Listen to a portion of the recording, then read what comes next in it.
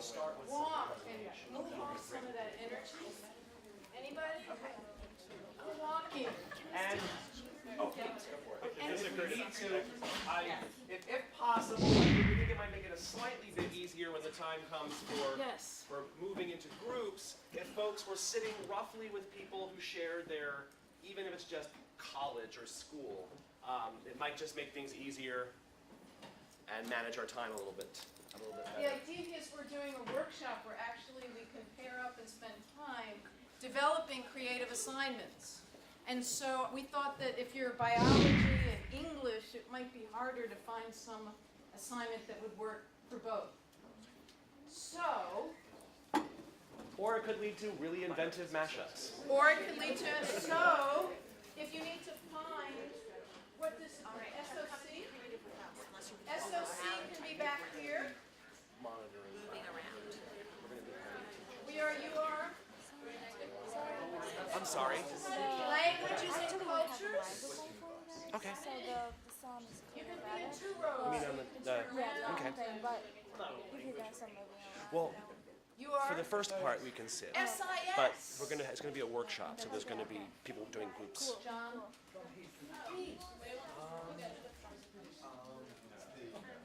SIS, you are? Psychology, I knew that. Anyone from psych? SPA. We have an SPA. Oh, we're both they're You're literally. We can work with They're your SIS. peeps. Yeah, wonderful. SPA, I have another one of mine. would you go over and meet with John Heath from SIS? Hi, I'm Because Karan there's a lot of Martinez. synergy there. Nice to meet you. John, I'm sending you an SPA. Oh, okay. That He's was coming. short-lived. No, Or you're sending him to us? no, I'm sending him to John and Okay. SIS. Google Gobble, we accept it. Yeah. Is One it of us, David? one of us. David, can you come on up here? You can take that seat. Hello, David. Give yourself room, but you are? I knew that. Lauren is also SIS? You're sitting. I'm taking up too many seats. And those are the handouts. The rural ones. That's one more thing. So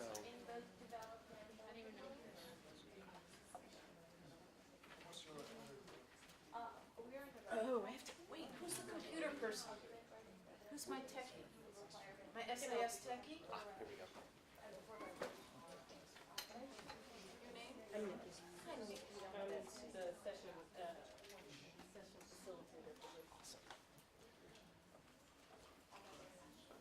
So while we get some of the technology sorted out, let me just introduce us and explain a little bit about what we're going to be doing in this session. As you know, it's a workshop session rather than just a presentation.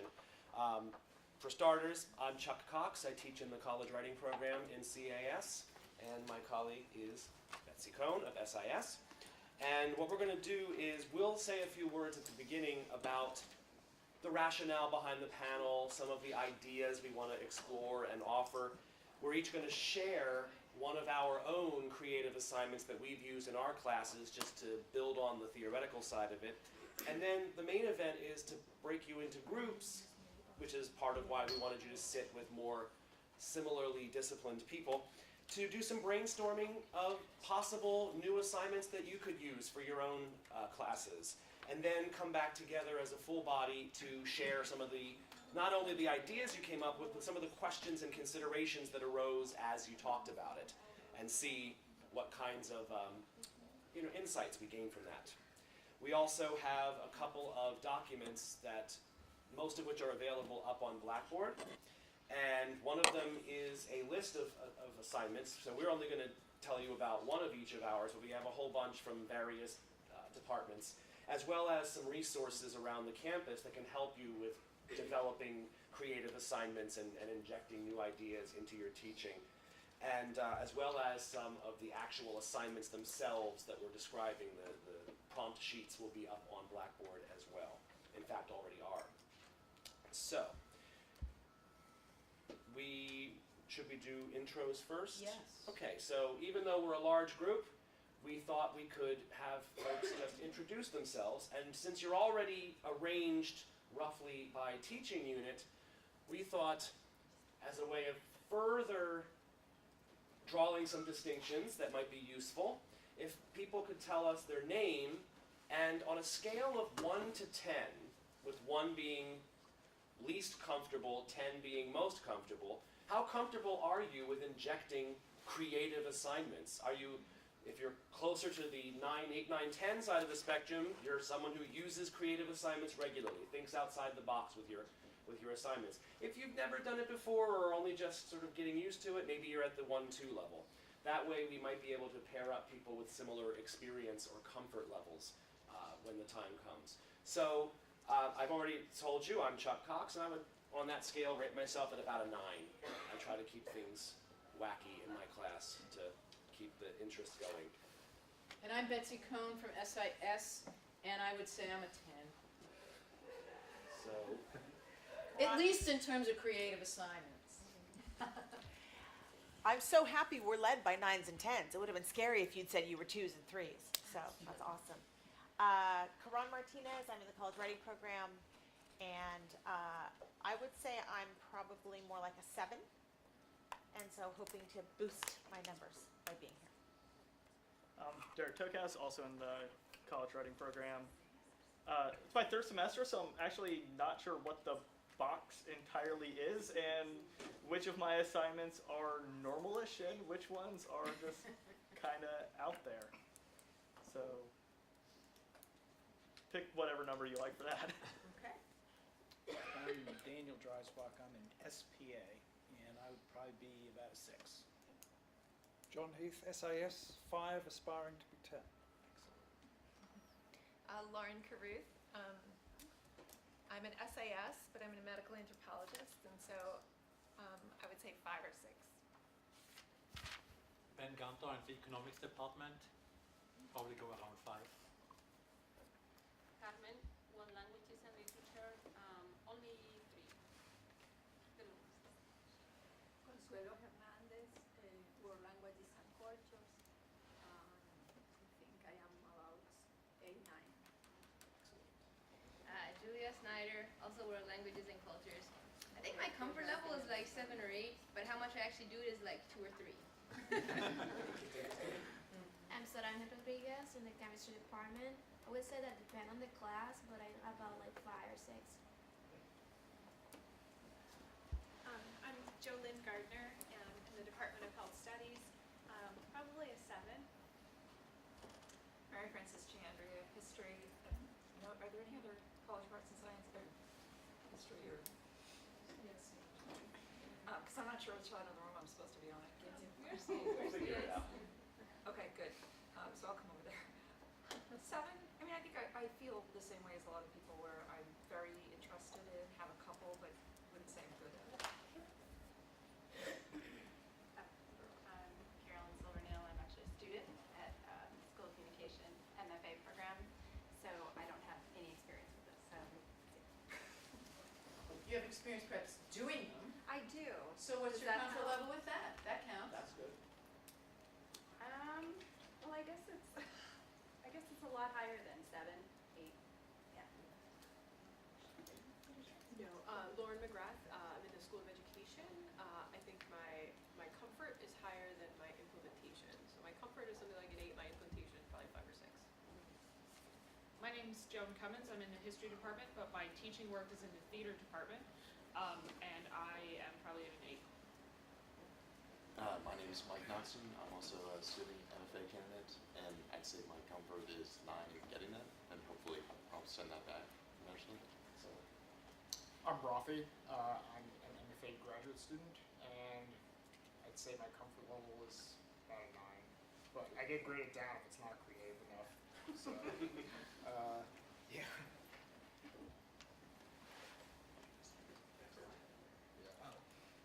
My name is Anthony Bruner. I'm also an MFA student in the School of Communication, and like my colleagues, I'm about an 8 or a 9 in getting them appreciate good creative stuff. Sam Sheeline, same deal, MFA candidate in SOC, and I love getting creative assignments. I've done a little bit of teaching teaching outside of AU, and I found it tough to teach truly creative assignments. So definitely the teaching number is a lot lower than the receiving. I'm Michelle Hernandez. I'm also a student in the MFA program. Getting the assignments, I'd say about an 8 or a 9. I'm Samantha Hogan. I'm a master's student at SOC, but I'm helping with a research course for freshmen. So I personally am very comfortable with maybe like an 8 or a 9 with getting them, but helping students find their own creativity within a research project, probably like a 2. Hi, I'm Wei Wang, and I'm in the School of Communication as well, MFA program. And I would say my comfort level is an 8. I, so here's the thing. Obviously, I don't speak and I don't hear, so my creativity is 8 in my own creative ways. As a deaf person, though, I would in visual ways I would say 10%, but sorry, excuse me, a 10, but 8 in overall. If that makes sense. It's actually really kind of great that we have so many students. It's going to be an interesting sort of dynamic to have different perspectives like that. Well, before we get to having you do a little bit of work, I want to start off and give some background so that those people who aren't necessarily where they want to be have a sort of stronger grasp of what we're talking about today. I guess I should start by defining what exactly we are talking about when we say a creative assignment, because obviously we're not all teaching, say, creative writing or art. That the places that are traditionally considered creative, I always kind of bridle at that distinction because I think all writing is creative, all intellectual work is creative when it's done well. But what we specifically are talking about in this session are assignments that sort of meet one of 2 broad criteria. Either assignments that kind of break free of traditional conventional genres and forms, the research paper, the policy brief, the individual presentation, the sort of standard genres that we see more often. For example, videos, blogs, or even things like literary journalism, sort of writing forms that are not typically taught in the academic classroom.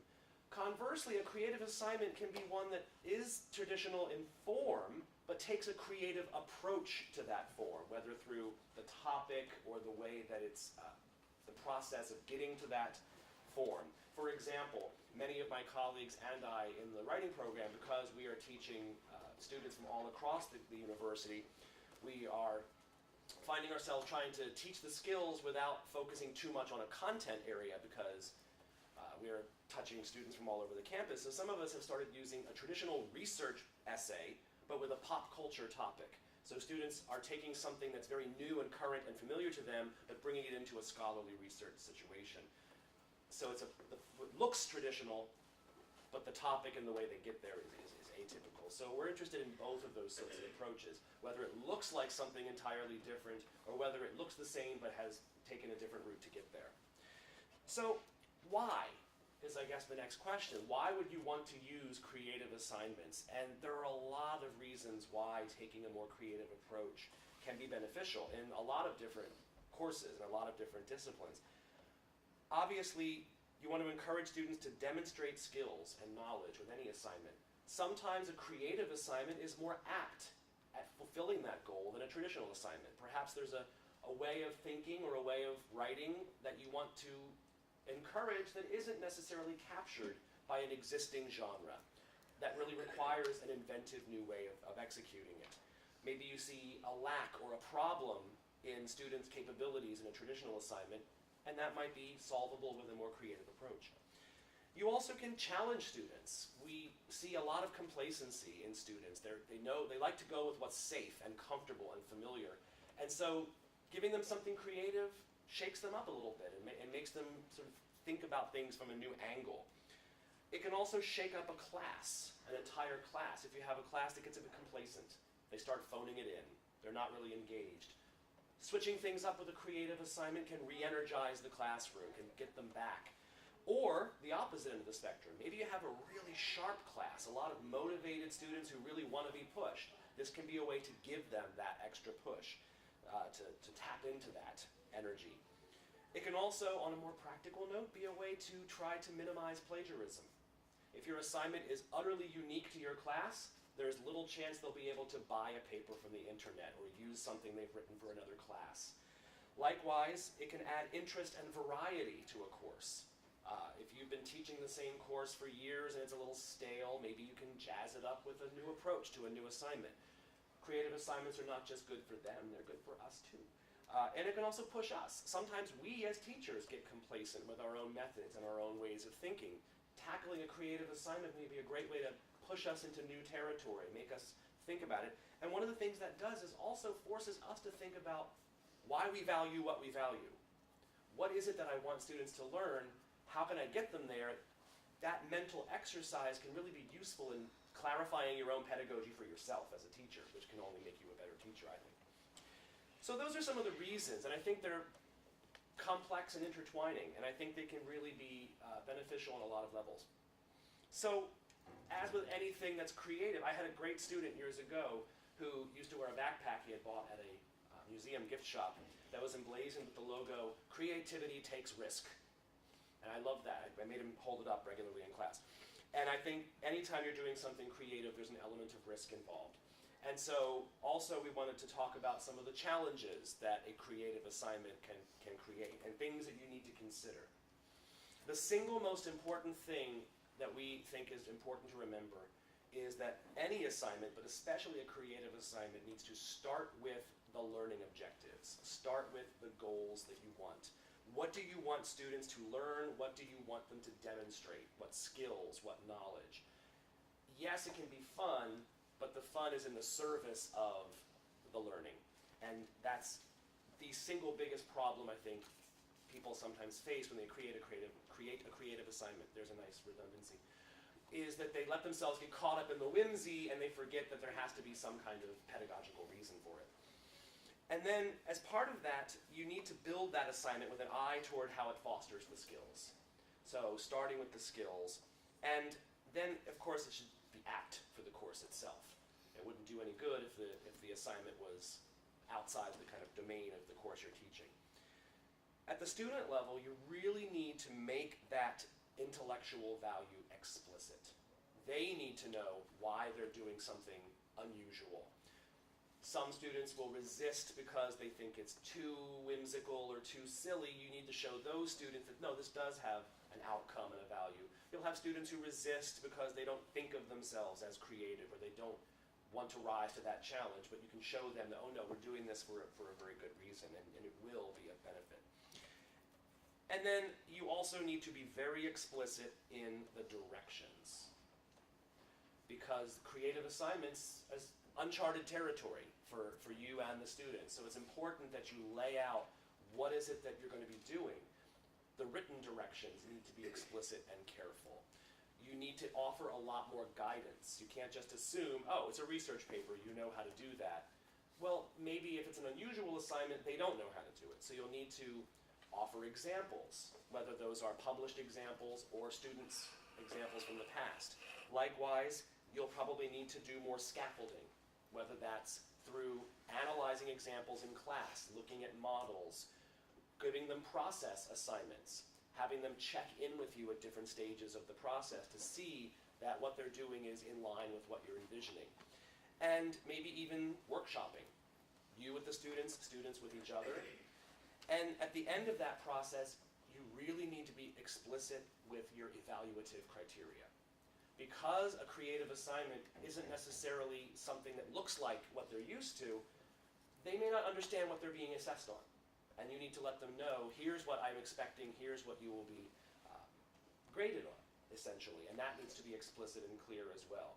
Basically, it's just, you have to kind of go on the journey together and really be aware of what each other expects at each step of the way. And as I said, there's a handout we're going to give you. There are plenty of resources on campus, including, for example, CTRL, not to mention the new media center in the library, which is an excellent place if you have no experience with multimedia. the game lab that we recently added to campus. There are a lot of different resources, and we have a handout up on Blackboard that will guide you to those. So these are some of the considerations and questions. It's a way to approach something in a new way, but as with anything that's new and different, it takes a little bit of extra legwork, but when that legwork pays off, I think it really pays off. Is there anything you wanted to add about the big picture? I wouldn't add anything, no. Okay. So what we're going to do before we break out into groups is each of us would like to share just an example of what we've done as a creative assignment, just to give you something more concrete, and then we'll move into hearing from you and you hearing from each other. So I told you that one motivation for a creative assignment could be a lack or a need, something you're noticing students aren't getting from a conventional assignment. And my colleagues in the writing program will back me on this. One of the hardest things to teach a first-year student when it comes to research is the idea of research as an exploration, research as a search for something, and not, they often come in seeing it as, I come up with a claim and then I hunt down the best evidence to support that predetermined claim. And it winds up closing them off to other points of view. They don't learn anything. They ignore important issues. Or a variation of that is they think, oh, I need to find a few sources that say what I want to say and then piggyback on them. You know, their argument becomes what they said. And so I was thinking about ways to try to shake them out of that. And nothing was working. You know, forcing them to write good research questions, forcing them to find certain kinds of sources. Like, it worked up to a point, but they still couldn't shake this mindset. So with that in mind, I ended up coming up with what I call my speculative argument assignment. And all of the examples of this are up on Blackboard. This is the example of the conventional form with a non-traditional approach. At the end of the process, it looks like a standard research-based, argument-driven paper. But their research question that they started the process with needed to be speculative. That is, it needed to start with the words, what if? They could either imagine an entirely alternative reality. What if JFK hadn't been shot? What if Earth had 2 moons? One of them that was popular among the female students. What if men could get pregnant? Or it could be something that imagined a possible future. What would happen if we developed a way to fully clone a human being? What will happen if we improve drinking water in sub-Saharan Africa? Like things that are unknown but in the future.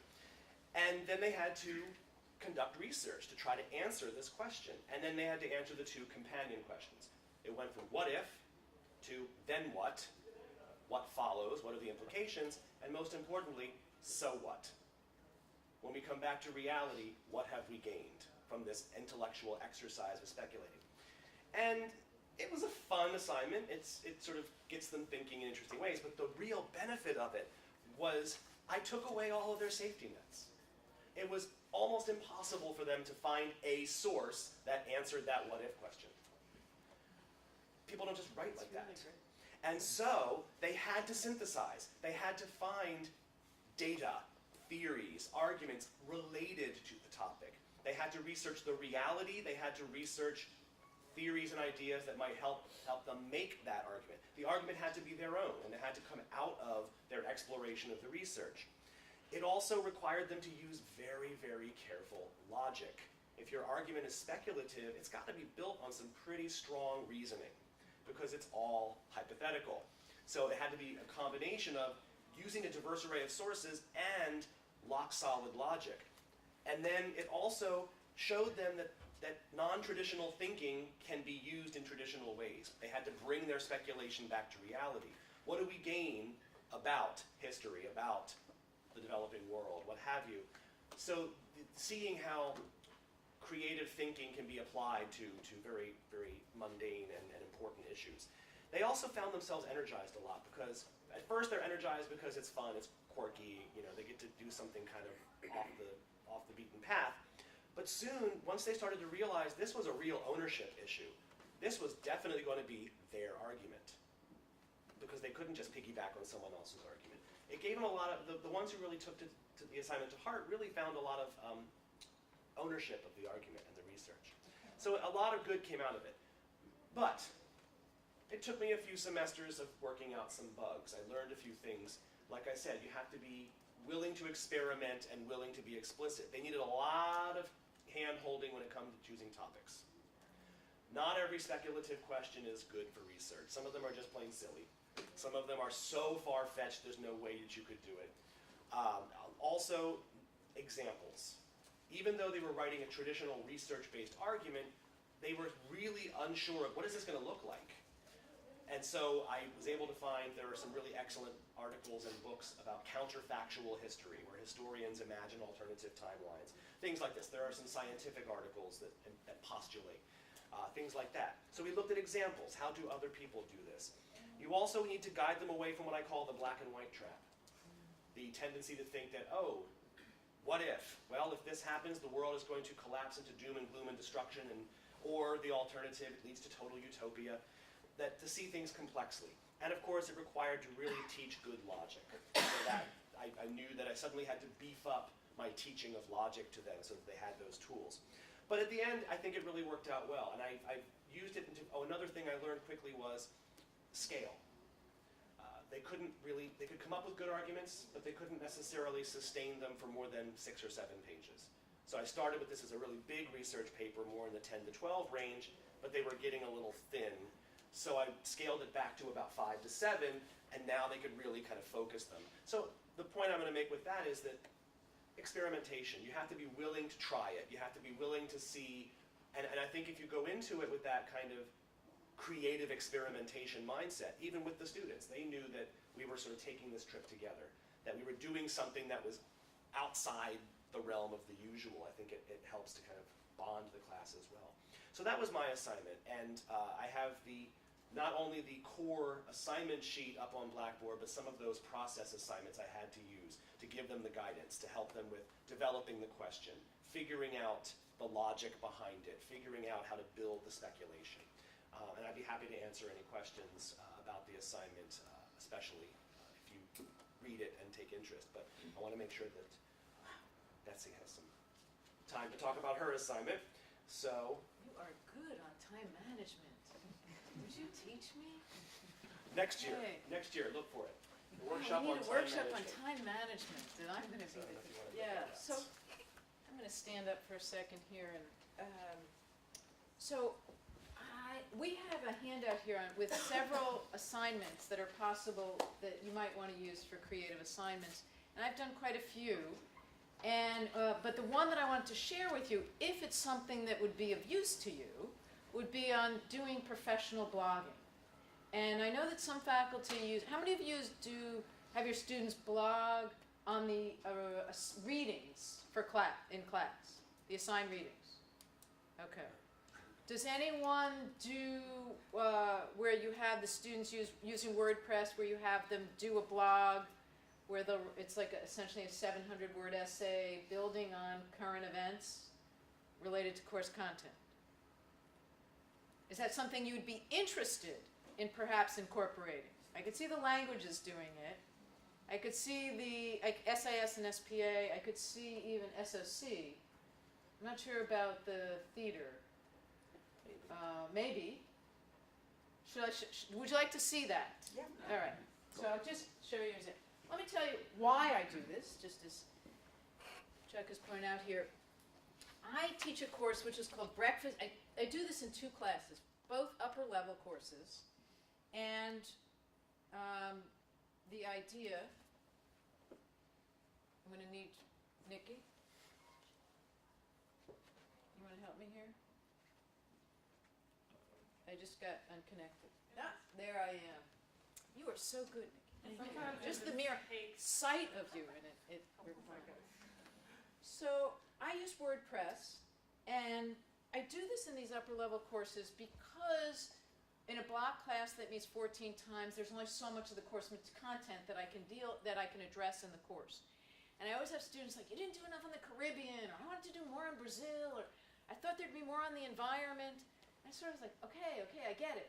So what I did was I developed this blog assignment where the students have to do 4 blog posts, which are essentially 700-word essays. and 2 comments. And I put the due dates throughout the semester, so they can't do them all at the last minute. And so it gives them a chance to follow their passion. And what I found was that by their satisfaction with the course went way up, because they were no longer just sort of stuck in one research paper that they had to work on throughout the semester. It fit with the sort of ADD-ness of all of our students now. So they were essentially writing 4 short papers. I mean, it's a 700-word essay.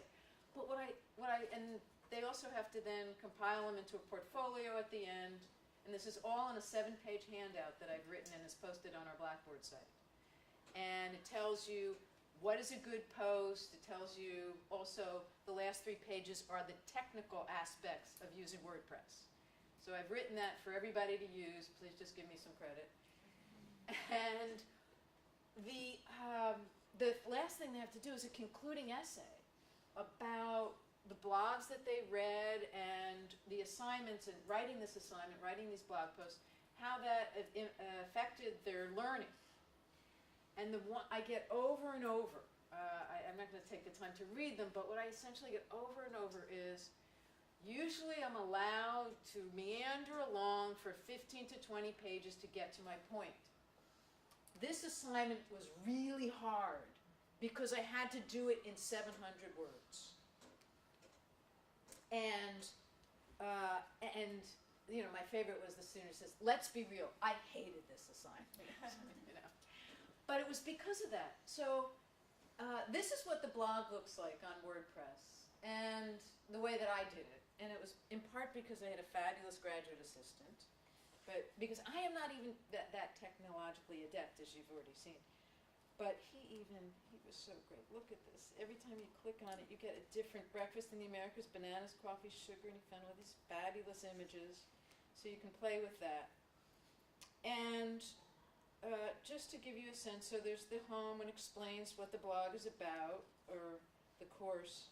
Oops. Then this is a blog curated. It's only for my students. You could not find this online. It's private. I didn't think that was fair because it's a learning assignment. And so it's not for everybody to see. So it's only for members of the class, and even though it's free using WordPress. And it's available to them on the using the Google platform. And then I put the blogging guidelines up there, as I said. So let me just show you, just to give you a sense. So throughout the semester, let's say there's, I'm not so good at math. Anyone from the math department here? But there are 30 students in the class. They have to write 4 blog posts. So you get a lot of blog posts up there, plus the comments. And so it's very important that that after the first paragraph, that it, see, that kid didn't do that. I left that there on purpose. See, because if you didn't have the first, there's a little thing you have to do, a little button to push so that you hide the rest of it so that you only get the first paragraph. It's all in my handout for the students and for you. And so this just gives you a sense. It goes on and on and on with these are all the articles my students wrote all semester on all these different topics. So that's really unwieldy to try and figure out so let's just say we wanted to read just about economic development, because the students, maybe they're interested in economic development, and so they'll first read on the blog what's already been written. And so they read about, now it all depends on whether the student has properly categorized and tagged the article, which you have to teach them, and it's all in my handout. And so those are all in economic development. But then we can look to the right. There's also this way where the size of the words up here correlate with the number of articles. So the more times Mexico, say Mexico, students wanted to write a lot about Mexico. And so I can get to only the articles that are just about Mexico. I even left the misspellings there. That should be heroin. But that's all right. So, but then I want to maybe just see what one student had to write. So I just want to see what Elise, who, by the way, got internship writing a blog for an NGO based on the fact that she had learned this in one of my classes and took a second class. So she was able to use the skill to actually get an unpaid position, but it was better than working at 2 Amy's, which is where she was the rest of the time. And so let me just give you a sense now. I click on here, and I'm teaching about immigration, U.S. immigration policy. Elise comes up with this fantastic article that she writes about, I had no idea, the United States government had a program to target through the media, through the radio in Central America to keep the migrants from coming to the United States. And she found this by doing all this research because she was sort of interested in so the advantage of this assignment is it takes students where they are, which is their Googling. But then they have to learn how to make it into a more professional academic assignment, and they can't use any kind of source. They have to learn hyperlinks, which is the equivalent of a footnote. So this is about La Bestia. And we can skip the ad and find out that this is this song that the U.S. government wrote, or had written, and was appearing all over the radio in Central America to tell the immigrants not to come to the United States on this train because it was dangerous. I didn't include that in my curriculum, but the fact that she did was so fantastic. I didn't hook up the sound, but so that's just one hyperlink. And that's just one of the many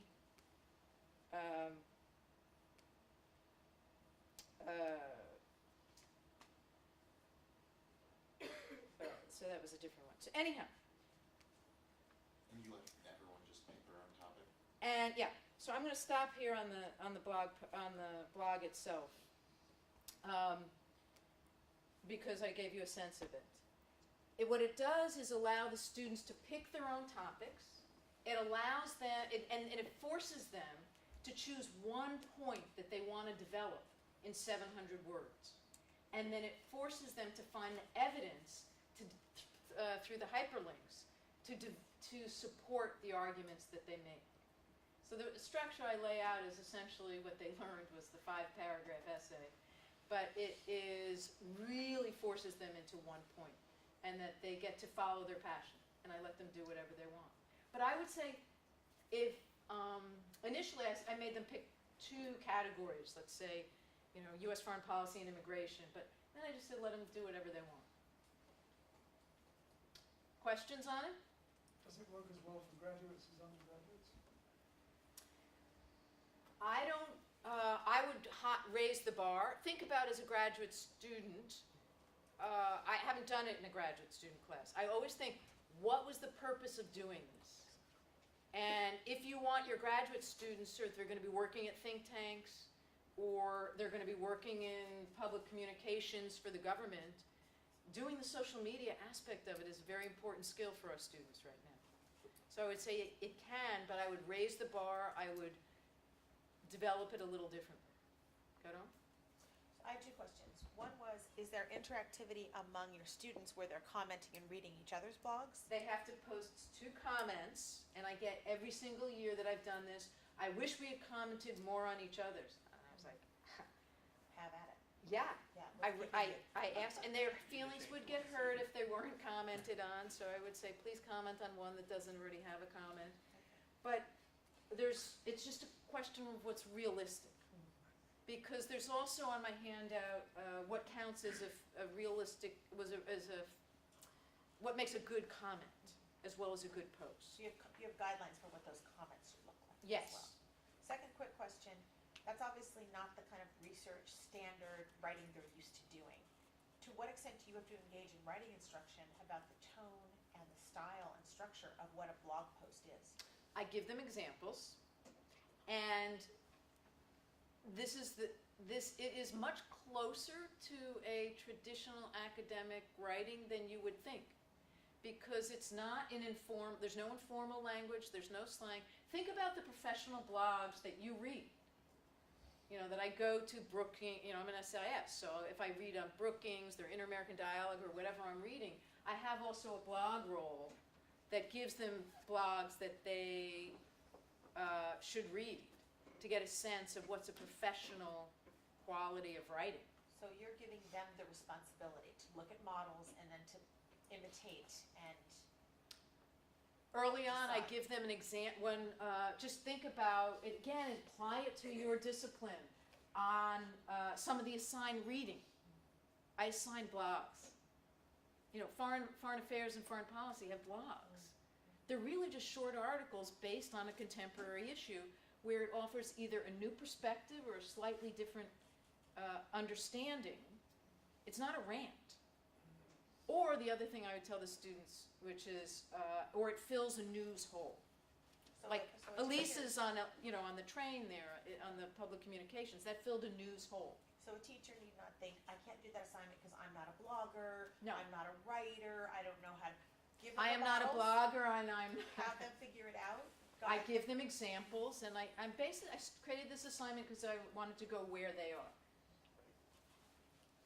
As you give them feedback, is that like their final version, or like, because on a traditional paper, you hand it back covered with like red, right?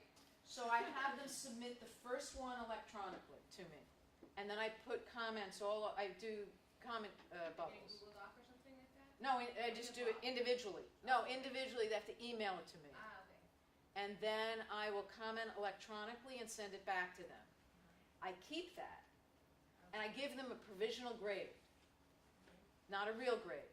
And then I say, after that, I cannot grade every single one of these, and that provisional grade is erased once you revise. And I count that a lot, and when their final portfolio is submitted, which I have them submit to me in one Word document, because I'm not going to go through and look at every single one. It's all on the handout, where they have to submit one Word document, and if they haven't revised the first one, they get dinged quite harshly. So you talked about providing models for the students with these assignments, and Chuck, you mentioned having specific criteria for grading. Yeah. I wonder how many of these lessons actually apply to traditional assignments as well, or what we in the academy now think of as a traditional assignment. Because starting grad school not too many years ago, the first assignment I had was do a close reading of a section from this novel. And to me, a close reading was an assignment I'd never done before. I was not familiar with the genre. I'd never seen anything, and that whereas I read blogs all the time, so that's not an unfamiliar thing to me. And sort of how, would it make sense to treat traditional assignments almost in the same way? I think that it's all genre awareness and audience awareness, as well as I think that's part of the explicitness that you need to have when you use a creative assignment. I think, obviously for my assignment that I described, the end product is very much a sort of, it looks like, an MLA works cited page and citations and all that sort of thing. But others that I've done don't look much. I think part of the written guidelines, and when you talk about it and when you assess it, is to sort of make clear how this is transferable. That's something I probably should have highlighted more strongly in the introduction, is that just as you need to be clear, what am I expecting? What are the steps? What's the value of this? How is this useful in other contexts? And I told you that the reason I did my speculative essay was students had this tendency to do the research in this really limited way. I told them that too. I was very open with, here's why we're doing this assignment. It's not just because it's fun and interesting and cool, although it is. It's stretching your minds in ways that I think need to be stretched, so that when you come back to doing a traditional research question, you know that you're not looking for the magic bullet source that's going to give you all the answers. You're constructing an argument from multiple places. So I think being explicit with all stages, why you're doing it, what you're expecting, what they're gaining, how how they can push it forward. And I think that's true of any assignment, but I think it's doubly so with a creative assignment because they may not make those connections right away. And I think you're right. Sometimes because they're not used to, say, a close reading, all of my first years have not written an annotated bibliography, and they don't understand why that's valuable until they do it. Then you can sort of draw the connection, see how you. Yeah. So I think there's a lot of scaffolding and a lot of peeling back the curtain on the Wizard of Oz to sort of let them know why you're doing what you're doing. It's all part of explicit teaching, like making sure they understand that every step of the way there's no mystification. So there's another question, and then we want to break up, if that's okay, into pairs so you could talk. Well, go on. Just a quick one for you, Betsy. So are those 4 blogs related to one another in a sense of a? So I guess No. what I'm saying is I'm teaching a Vikings course, and they have a research paper. I would love to do something different because I'm really tired of Viking women had a rough papers now. So could they do this? This is in lieu of a research paper. Right. Absolutely. But the points are. And you're making separate points, though, right? they're writing on 4 different topics. I mean, it depends on what your course is about. Yeah, I think This is who I did print out a few copies of my blogging guidelines. Does anyone want to see it? I think you could easily set it up where they pick a broad topic area and then write 4 posts that are somehow under that umbrella but distinct from each other. I think that'd be really interesting. But do I not care that they build an argument, I guess is what I'm, you know what I'm saying, that traditionally, in a Oh, I see research what you paper, mean. they build an argument. No. In one blog post, they build an argument about, but it has to be really narrow. Right. And that's a big mistake. It's the most common mistake students make is they want to sort of broaden it. Right. But this is what every single student says to me is this has helped them in writing their bigger research Yeah, I papers. can see where. Because you have to pick one point and develop it They go deep and to go rather deep. than wide. And so they really learn writing. It's essentially a 700-word essay. Yeah. And I'd be happy to show you some examples. I didn't want to do that without the student's permission, but I'd be happy to show. And I can't add you to the blog because it's their work. Does anyone else want a copy?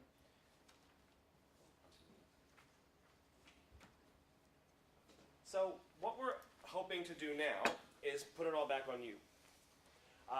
Think about, well, what assignment are you bored of?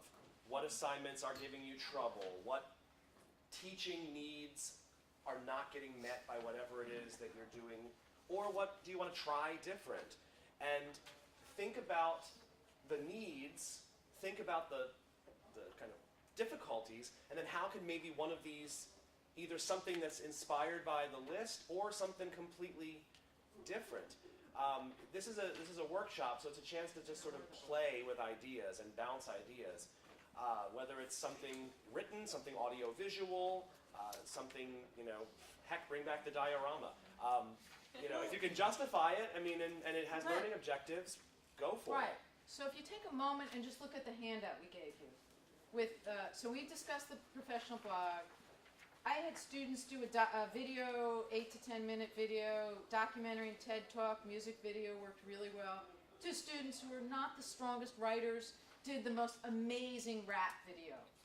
And it gave this was for freshmen, and it was 10% of their grade. I wouldn't give it a large percentage, that's the other thing, is make it appropriate. Judy Shapiro in SIS does this grant proposal. The assignment sheet is on Blackboard for our workshop. It's fantastic. And she said every single time she has to throw it right back at them because it's just about what they're going to read, and now her students get more Fulbright and Borens than any other rest of us in SIS. Off-campus things too. I have a number of colleagues who, Karan, you do the Memorial Monument essay, where rather than having them do just library research, get them off campus to go inspect a memorial, look at a neighborhood, visit a museum to sort of inspire research. There's all sorts of ways that you can open it up in a creative way, whether it's the form, the topic, the approach, whatever you're comfortable with. The last one I'll mention is on the back side, poster presentations. SIS has done this really effectively with research assignments. The hard sciences do it, but we have the students, because of what we were doing, the provost bought a large format color printer, which is in the basement of the library, so for about 20 bucks, the students can make a very professional looking poster, and we do have a list of resources that's on Blackboard that tells you exactly how to access this. And so what we do is we set up easels around the room, and you have half the class present their presentations. They have the 3 to 5 minute elevator speech, and it happens all at the same time. So it's just this very dynamic set of presentations, and everybody just walks around 5 minutes, and they walk around to get most of them, and then you have a break, and then you switch, and the ones who are, half the class presents and listens, the other, and then you switch it. So what it does is you no longer have those deadly class presentations that nobody listens to. And instead, the students have to engage, learn how to talk about it, they get to ask each other questions. It becomes so much more lively. There's a visual component. And there's a visual component it's on the now library website. We did this in SIS, and it's now for the whole university, on what makes the format and the structure of a good poster presentation. So it's all up on our university website.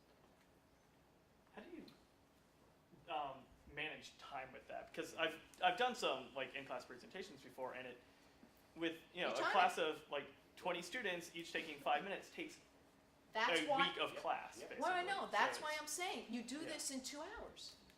You would do it in 2 class periods if it's a twice-a-week class, or in 1 block class. And you're done. Oh, I do it during the final exam period. You get the easels, or you have them put, and it's just you have half the class go for an hour, take a break, and then you have the other half of the class present. So it's simultaneous. Okay. It's simultaneous. And if they know you're going to be vigilant about time, it's the same as with the blog posts. They know they're going to have to zoom in, get right to the point. And you can even give them questions to ask the presenters. Ask them about whatever your discipline is, whether you want to know about methodology, their research, the most difficult struggle they had with one source.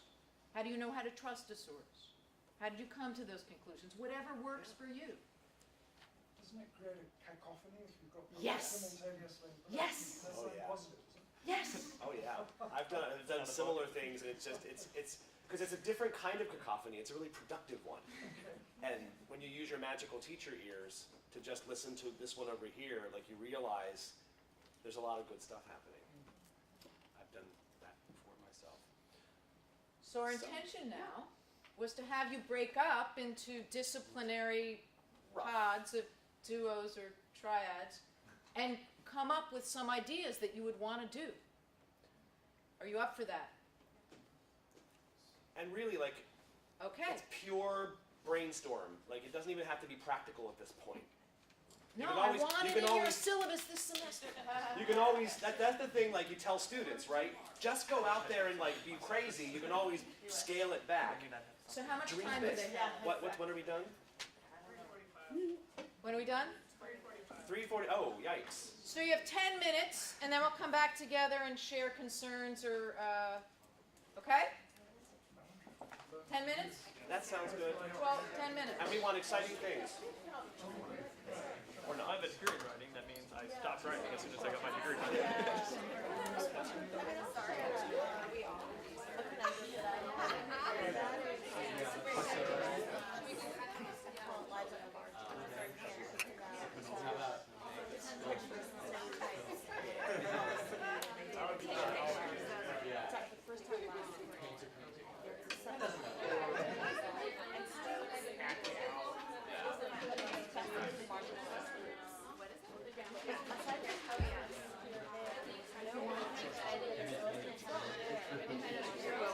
We know each other very well.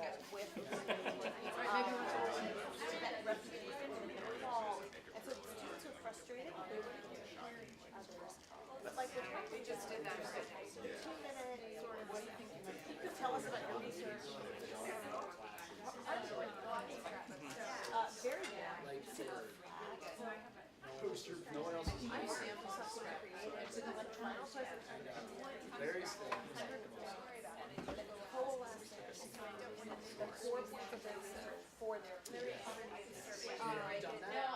because we did short presentations at Jeffrey Bennett's transnational film class, and they're only like 10 minutes each, which is not terribly long, but by the fifth one, the entire class is asleep, and so I've tried in a previous class having the presentations sort of like spaced out, where we'll just do like 2 people at the beginning of each class, but then you get very different levels of development through. Like some people, I actually did them at the very beginning of the semester where they were, it was the second semester writing class, so they had some of the background stuff, but just like reading some of their writing. Yeah. But spreading stuff out creates that other problem of not everybody's going to be at the same point when they give their presentation. Coming back to teaching after 2 years, come out of my organisation, death by PowerPoint. I get my first PowerPoint every day. So I want to try and get away from that. I wonder when you play with storytelling and stuff. That would be also how to bring the books so that we frame create a story which operates at 2 levels, simple top underneath.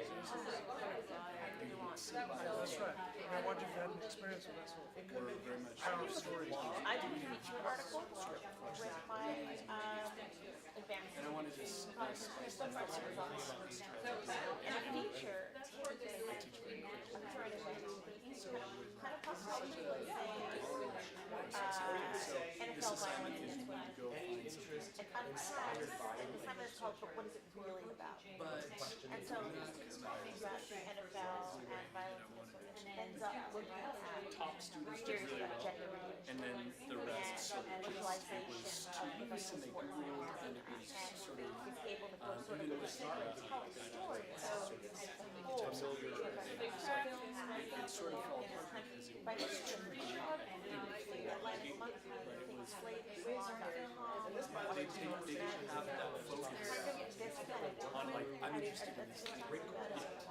Maybe they do better. For all those derivative of, where they hide behind language, they're telling a story. So all that setting up a situation Along those lines, that they can generate. That's one idea. And one of the problems you guys commonly found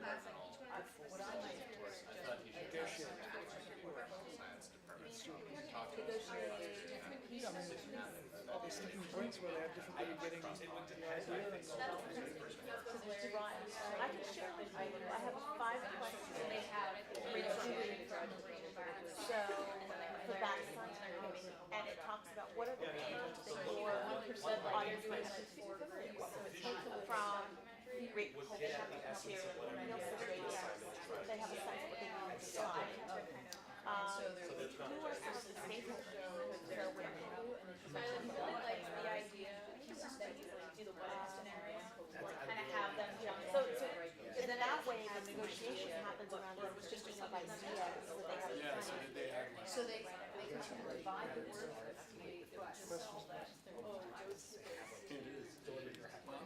I'd started assigning conventional, some research papers years ago, probably more over concerns about plagiarism and internet.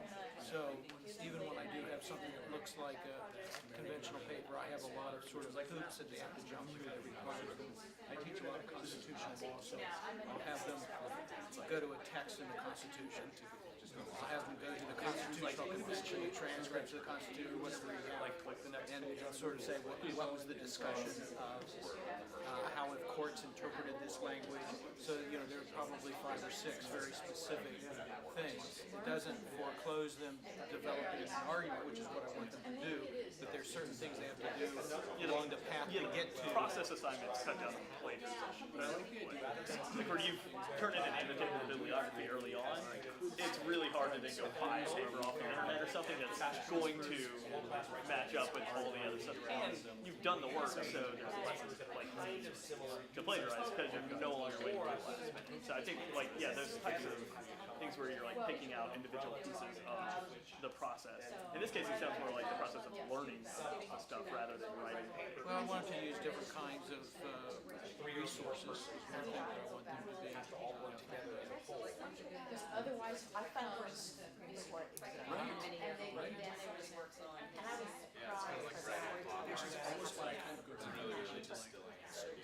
about equity, all point counterpoint. So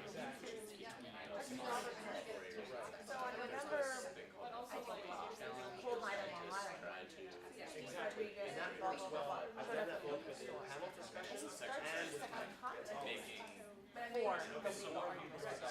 Yeah, Rehnquist was particularly big on that, especially asking the attorneys like where this actually happened and what those places are like. So maybe an assignment that if you get a field trip on their own, you decide what to do the standing line and describe the kind of bi-level narrative. What is the story? What are the laws? Mostly, you just have so many recordings. I mean, I know field trips can just take up a lot of time for whatever time constraints. Oh. Yeah. This is our class. Get them to be active. Yeah, I have a hard enough time getting them into my classes. I mean, you might say, Yeah. there was a Monsanto. Short films, so they're usually, But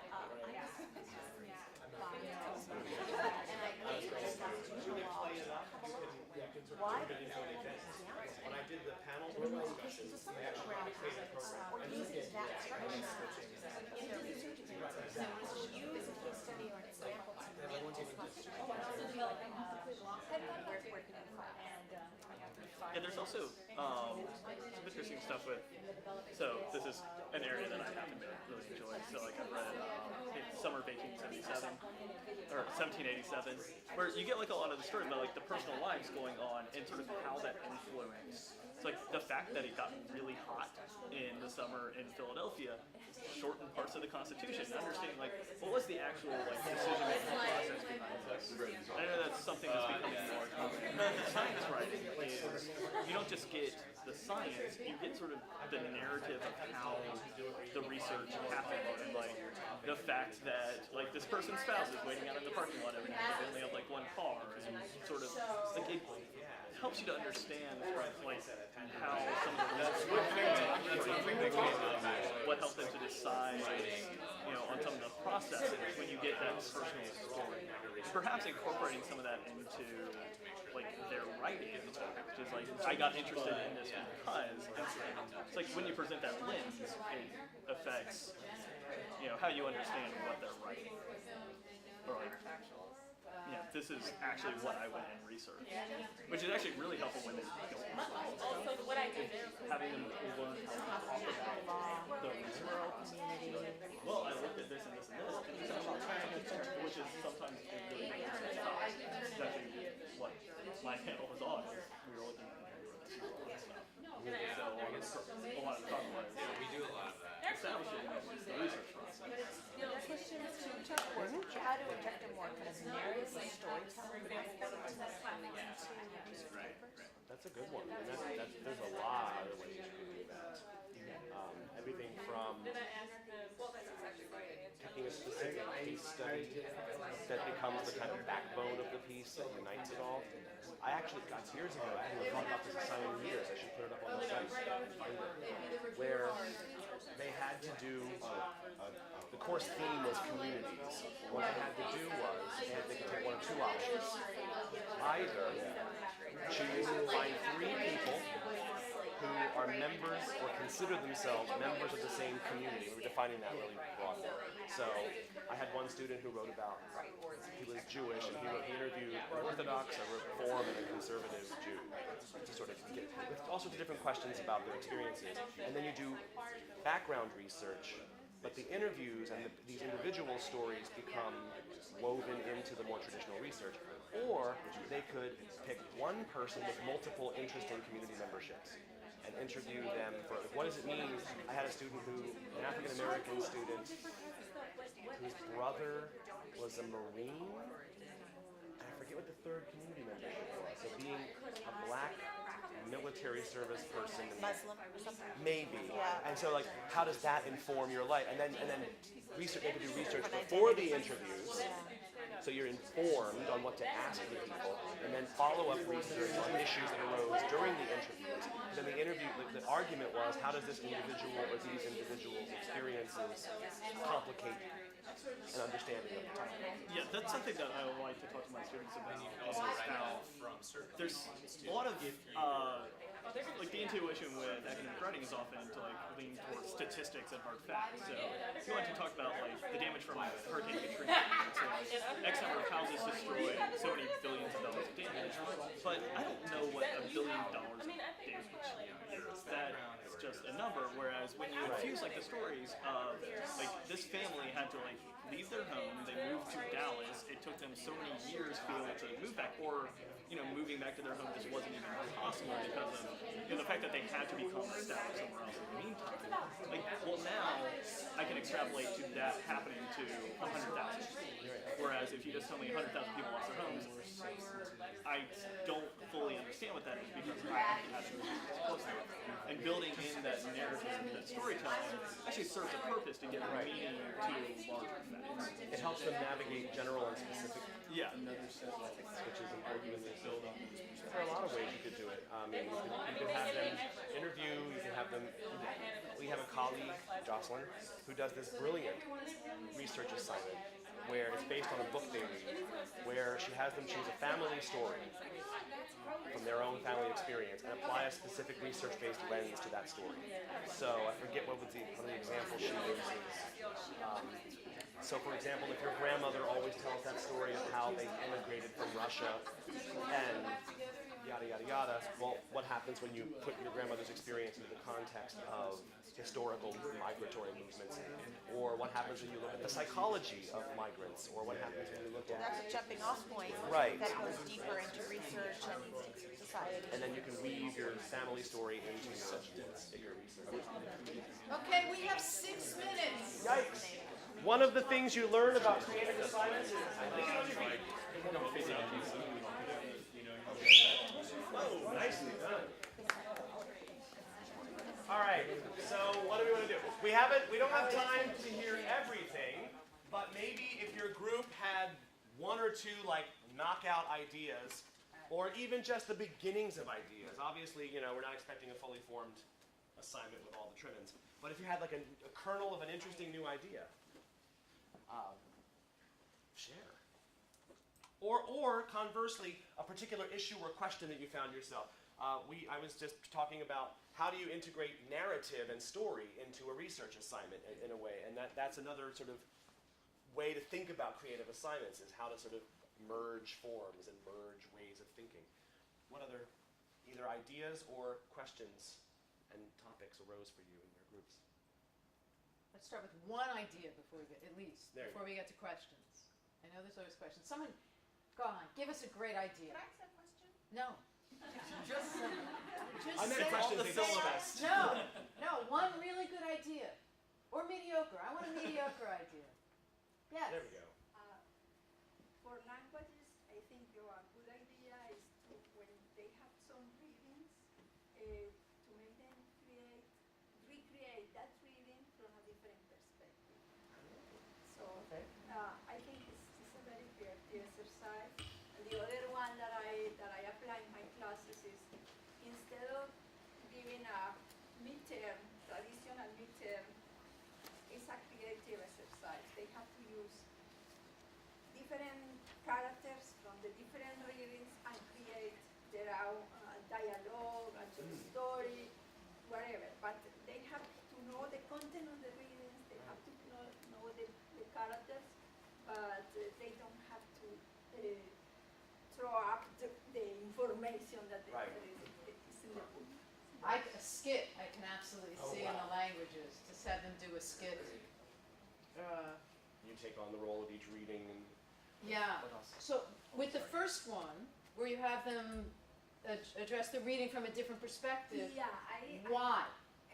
What's the learning objective there? This is a creative writing in Spanish. So I give a short story, let's say one short story about whatever.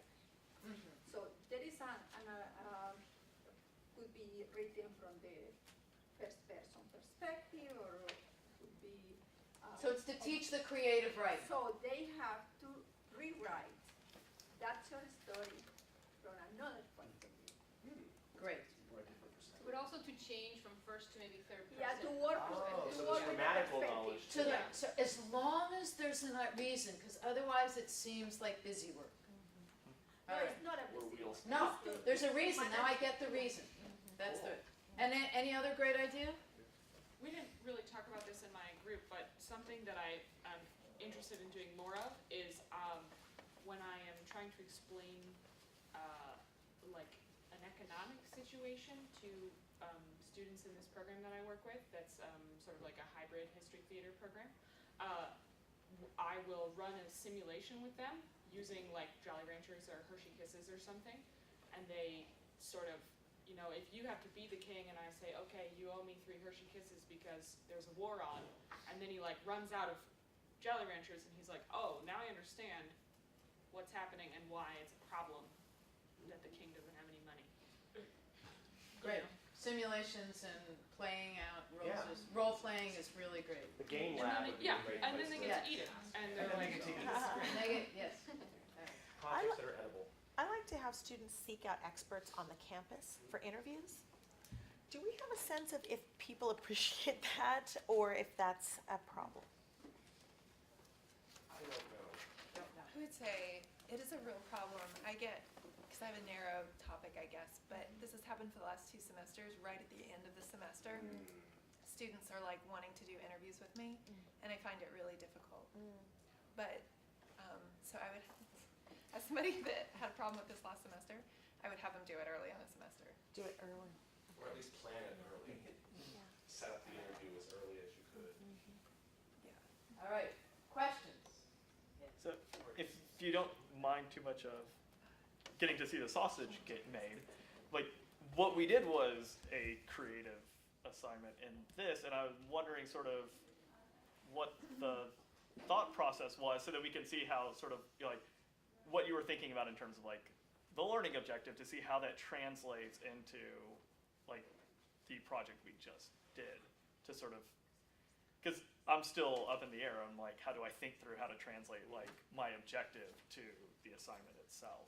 I think we were, obviously we could have sat up here and lectured you about every assignment we've ever done, but we wanted you to be active because that creativity is an activity. It's not something you just observe or hear. So forcing you into, well, I mean, did you ever notice how when you say you got to think outside the box, you're not thinking outside the box because you're using a cliche? Sorry, just a side observation. Side observation. Forcing you out of that sort of thinking of, you know, if we just said, okay, I want all of you to sort of tell us an interesting idea you have, it would be painful. But making you work in groups and bounce ideas off of each other that's how creativity happens. Well, and also, I've done a lot of these workshops, and I've sat through panels where they didn't apply at all to anything I do. And so we wanted to generate some ideas for you, but then have you sit in your discipline so that you would generate ideas that would work for you. Or hear from other people. So it sounds almost like a form follows function kind of thing as far as the actual doing of the assignment goes. I think so. Form and Isn't a way function that do I would go have thought together. about the actual process of the assignment, where it We- kind of has that the correct feeling for the assignment. Sure. We could talk afterwards, but time is up. Yeah. And one of the things you've learned about doing creative assignments is it takes time. So think small, integrate as you can, but just, I will reiterate, what's your learning objective? What is it you want the students to either learn, or even in terms of knowledge or skill? And to demonstrate. And you'll be fine. and like anything with creativity, it takes trial and error, practice. You know, the first time you do it, it might not be brilliant, but you know how to adjust it the next time. Right. So thank you all for playing. Have a great semester.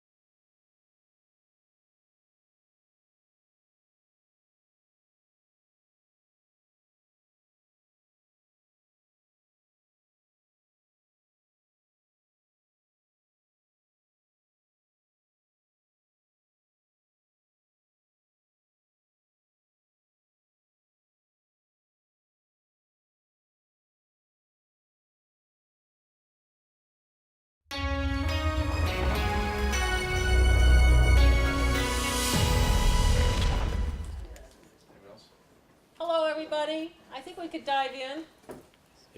Welcome to session 406, Communicating Research Through Visual Storytelling, although in the process of the three of us collaborating on this session, we realize it's in some ways multimedia storytelling, not just visual storytelling.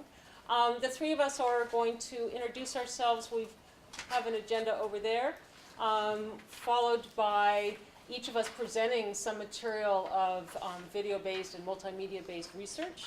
And then we'll open it up to questions. And then Larry Engel will do a workshop with smartphones on how to do really great, very basic, simple research video with just an iPhone, something that basic. So we're looking forward to this. Thank you all for being here today. Really appreciate your coming. It's great to see a number of former students who, boy, wow, it's been probably 2 or 3 years, and you guys are just zooming through the program, so welcome. I appreciate your being here. Okay, let me start. I'm Maggie Burnett-Stogner. I teach in film and media arts. I teach documentary film production, beginning and advanced. I teach advanced writing for documentary. I created a course, developed a course with Professor Alan Kraut from the history department called Producing the Historical Documentary, which we hope to teach not this year, next spring, spring of 2017 again. And I've just been involved in developing a course for the honors program on creativity and innovation, which has been very interesting, with Professor Shapiro from the psychology department and Professor Holton from the sculpture department. So we're looking forward to diving into that on Monday. So what we're talking about here today is research and multimedia-based research and video-based approaches, and I'm going to just pull this up so I can read it to you. A lot of people, and there's been an ongoing discussion, ask why use video, why use multimedia, why use multimodal approaches to gathering and conveying research. And some of the findings have been providing a breadth of new tools and richer dimensions, fostering collaboration and interdisciplinary approaches, and it reflects the global and digital communication currency of our time.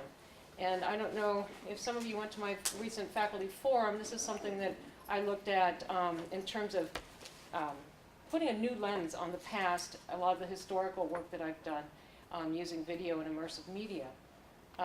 There's a group of scholars that have been looking specifically into video-based research, and some of the benefits that they found that video provides ontological opportunities for research, including looking at human interaction with things, with each other, body language essentially, human activity, how it unfolds through time and space. They also point out something that I've heard from a lot of people over the last 5 years, ever since the idea of using videos and multimedia as a research tool is, well, isn't it bias? You know, you hold that camera, how you hold the camera, how you frame things. Isn't that a really biased approach to gathering information, to documenting? And I had a very interesting discussion at one point with a human rights professor who does a lot of witness gathering by interviewing rape victims in Sierra Leone. A lot of the information that's gathered and compiled and taken to Capitol Hill and other resources. And we had this long discussion about, can you use video to capture in witness accounts from people without the bias of the capturer coming into play? And I thought, well, wait a minute. Isn't there a lot of bias in text? You know, there's inherently male pronouns used. It's written largely by Western educated scholars. So what's really different about that? There's always going to be some bias on the part of the capturer or the documenter. So I come into this with wanting to talk about this as that's a problem we're always going to have to deal with. What we have that's an advantage and an opportunity to us today is to use these tools in a new way to really expand, maybe even expand that discussion, but certainly expand our approach and our abilities. Today's widespread use of digital and web technologies is enriching and democratizing research in ways we are just beginning to comprehend. I think even the three of us, as we sat down, went, wow, there's so many different ways we can use this. It has to be used carefully, but we're proposing that this can be accomplished with you know, if it's approached in the right way. If you have any doubt how broad-spread the currency of visual communication is today, take a look at some of these statistics. I'll just let that sink in for a minute. 2000, social media, literally Facebook did not exist in 2000. Google did not exist, it was just a concept, okay? Take a look at this. And I just want to point out, 2014, every minute.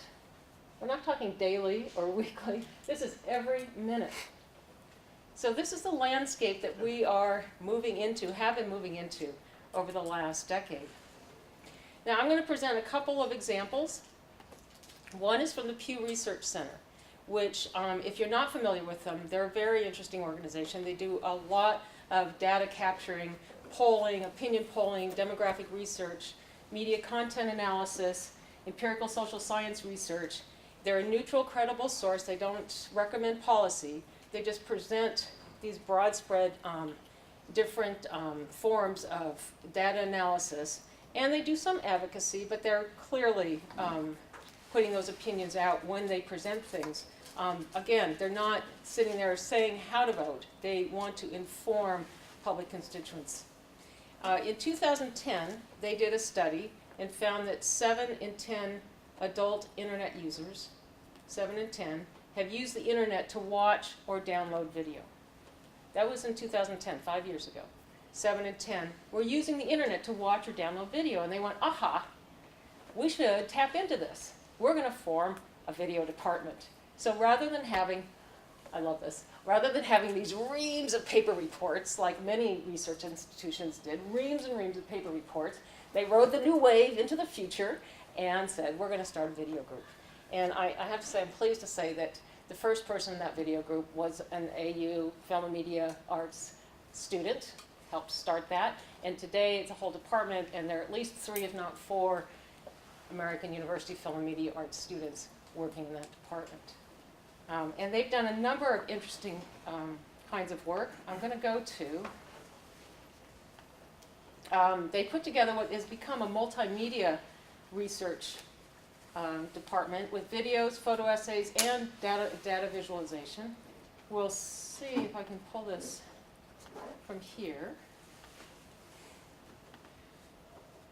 I pulled it up earlier and it said, not working, we are remodeling the website. Great. Just what you want on the day, Classic. because I checked it yesterday, it was working fine. No, but they have another site that came up, which is fine. So I'm just going to show this to you. And somebody, I hope, watch my time for me. It's up there. Is it? Thank you. I just want to show this to you. It's not coming up. Hold on. I may have to go out of the show. Give me a moment.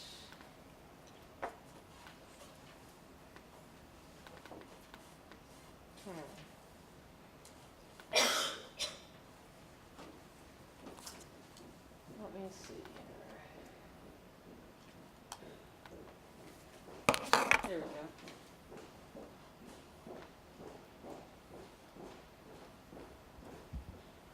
Okay, I just want to show you the site, and we do have a list of resources that have been put together and are on the handouts on the Blackboard site for this course, so don't feel like you have to read everything on here or even get the URLs. They are all on the handout on the Blackboard site. But this is a multimedia site they've established in just 5 years. And you can see they have video, image gallery, data visualization. Oh, except that I can't get it back. Hold on. Shoot. You can also see that they present by topic, by project, by places, and they have a huge number by state, by international region, different videos, some interactive maps where you can go and you can click on different parts of the map and they'll bring up videos. Some just are straight interviews with experts. Others are statistically based ways of presenting research. Give me 1 second. I'm just going to change my monitor so we can try to get this.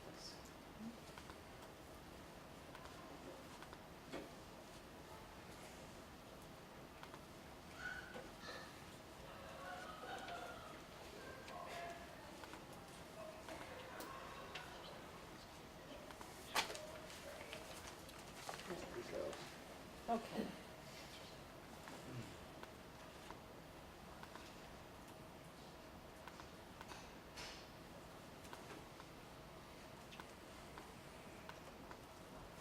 So if we go on, for instance,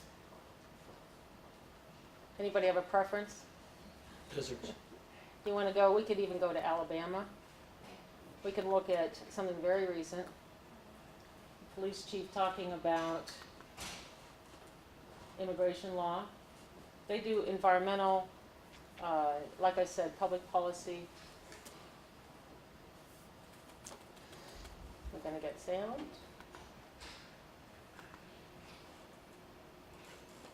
The police are we're the ping pong ball in this whole thing, because we're the ones that have to enforce it.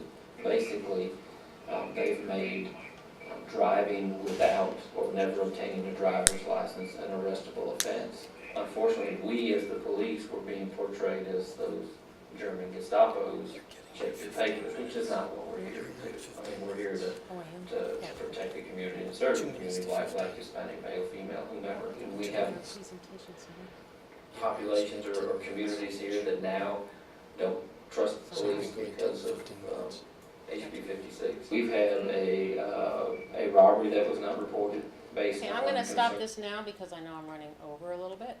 Let me just come back to one other thing before I turn it over to my colleague.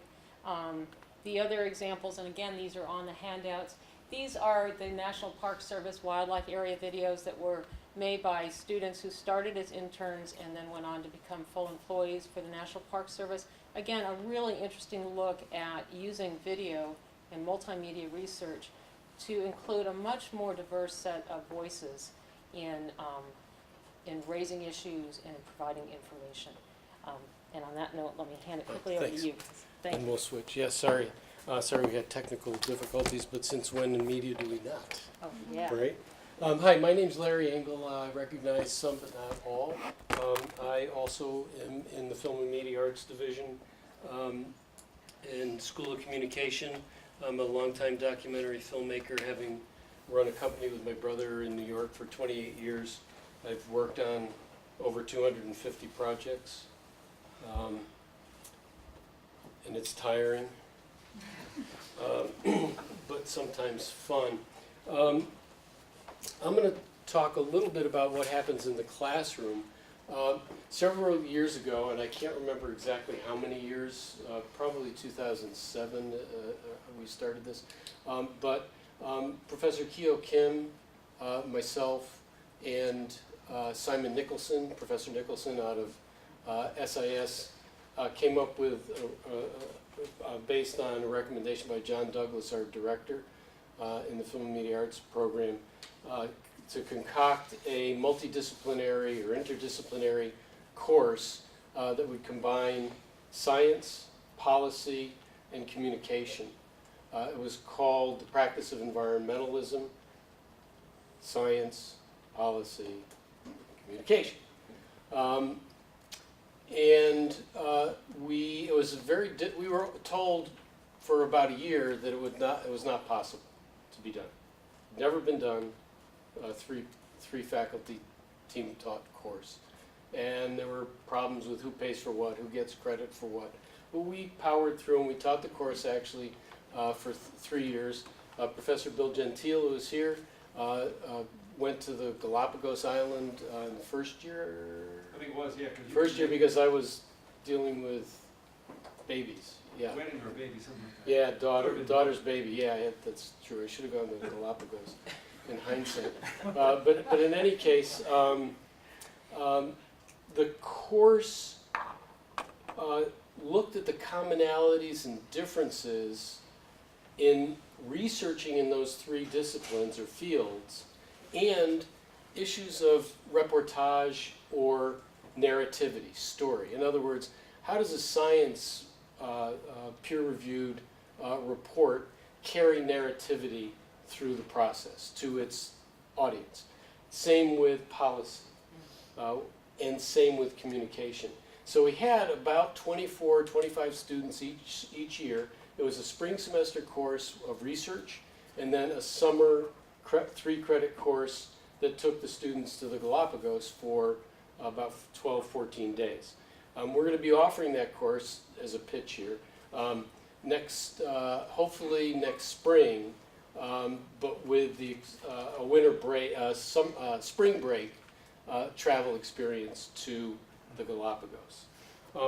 So in the last, I want to show you what our students, who were a combination of the 3 disciplines. We had 4 groups, and we had students from each discipline working together on research. And after I show this very brief outcome, I'm going to go over to the board and explain why we believe that using or teaching filmmaking, video production, is a very powerful pedagogical tool for non-production courses or programs, given the new and evolving landscape of what students need to participate in the future of their professions and careers academically, as well as within certain industries.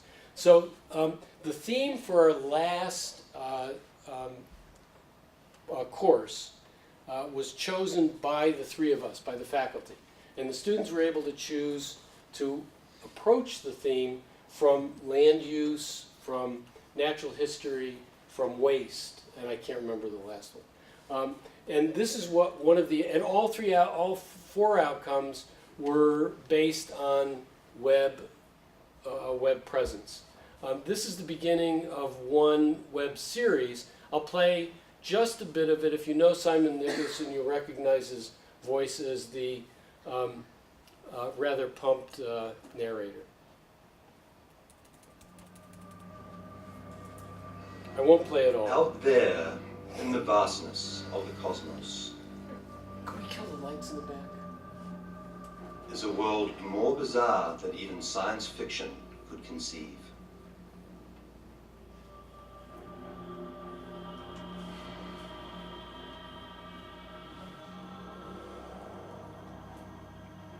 Where strange creatures are on an endless hunt to colonize and exploit, leaving no place safe. So that's all that I'm going to be able to play. But it's fun, and the links are on the handout page. But let me just show you what happens when we go to a second episode. And you'll see now that we actually have some text. Our goal had been to have much more of a full policy and science component on each of the pages, but the students essentially ran out of time. But that was the idea. The other thing that I just wanted to draw your attention to was the New York Times and their interactive journalism. One of their first and most successful productions was Snowfall. This combines journalism, it's the anatomy of a deadly avalanche. It combines infographics, animation, interviews or video, very good writing, and incredible layout. And you know, you can scroll down and you can see everything is integrated, and it's just an incredibly immersive system, if you will. Ryan, could you bring the lights back up? What I want to do is just leave you with some thoughts on a variety of elements. I'll use the royal purple as to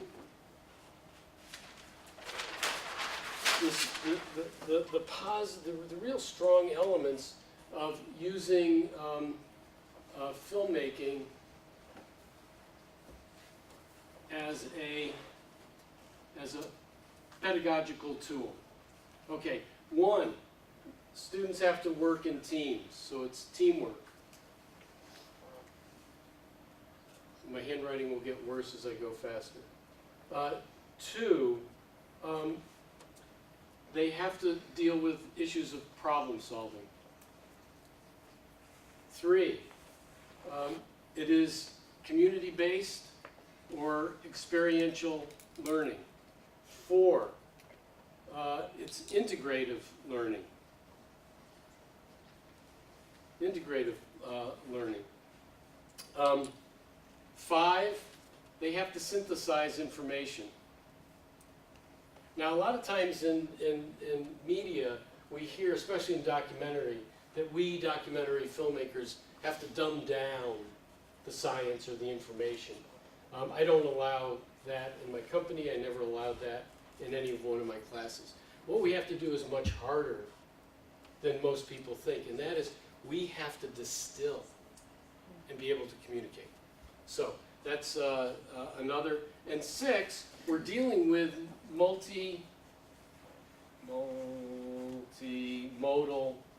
forms of communication. And they include writing, visual domain, oral or audio, web-based, and graphics. So that's why we think that using filmmaking in non-media classes for research and communication is important. Thanks. Alina, off to you. Feels like really a bad speed dating. Fast musical chairs. Okay. Hi everyone, I'm Polina Vinogradova. I'm from College of Arts and Sciences and actually don't do professional video production, but I run the TESOL program here and I work with master's students who are going to be English as a second language and English as a foreign language teachers. And in my work, I use digital stories. I teach technology for second language learning and teaching class. And we use digital stories as final student projects. And our tech issues a little bit continue. Can I maybe try a different adapter? Oh, here we go. Excellent. It's coming. So building on what happens in the classroom, I will talk a little bit about digital stories as student projects and focus specifically on assessment, because this is the questions that come up, because we're really talking about creative multimodal work and how do we really assess and evaluate our students' creative work becomes quite a question. So probably many of you are familiar with digital stories, very short, personal, multimodal narratives. Really, we're talking about under 5 minutes long, a combination of a verbal component, verbal narration, visual component, which is not necessarily one video, but very often a compilation of still images, sometimes still images and a video excerpts, special effects. Some people also choose to draw their own, produce their own still images, right? Use their own drawings or cartoons. And then when all 3 components are developed into one multimodal narratives, they're produced using any type of video editing software that is available. We've seen really a rise of the use of digital stories in education, and since I work in language education, we've seen a rise in language education. And here we see it's being used in different forms.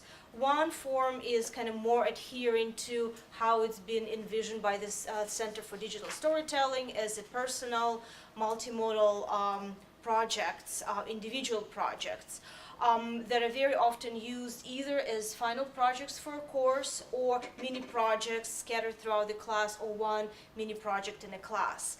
We've seen digital stories used as community engagement projects, and American University has a project like this going on. We've seen digital stories used as group projects and a way for students to present their research, for example, as ethnographic projects. And really we see that this becomes a way for the students to engage with content, with course content that might not be necessarily connected directly with the genre of digital storytelling.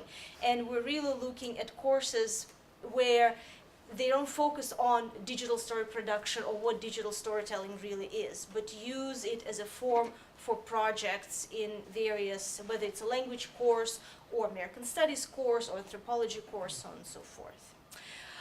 Also, when, at least in language education, when we think about digital stories, of course we love to see wonderful, technologically sophisticated, multimodal project as a result of student work.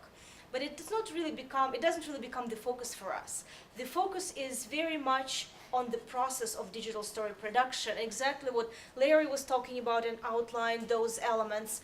And we follow usually these 8 steps, and depending on the curriculum and the goals, these steps sometimes can be sometimes there are more steps depending on the level of our students, sometimes there are less steps, and sometimes students really, in my class, since I work with graduate students, we talk about the genre with the purpose, and they actually go and figure it out on their own. So far, they've been quite successful. So I have an example of a digital story that was produced in one of our classes by 2 students. So there was a group project, mini group project. And these students were teaching at the same time an advanced academic reading course for international students. And they wanted to find another way to engage students in vocabulary work, to step away from dictionary and memorizing definitions and then, looking at sentences and putting correct words. So they wanted to incorporate digital stories for vocabulary work in their classes. And of course, they needed to model it. So they used this as a chance for themselves to produce their own digital story to use later as an example for their own students.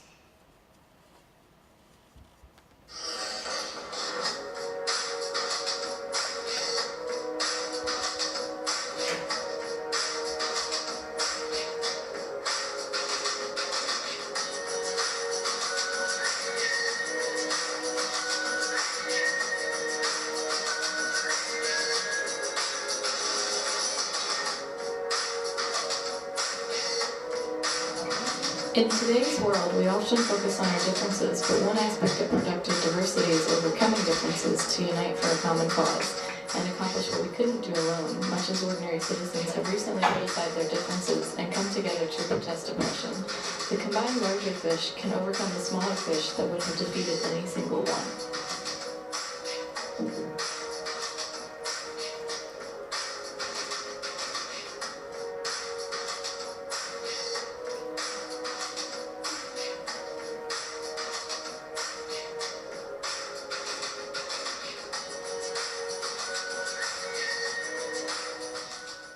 Another aspect of productive diversity is valuing different strengths. Not only across cultures, but also across species, each being has something to offer. For example, even animals have abilities that their human masters do not. Likewise, we should value each person for his or her special contributions.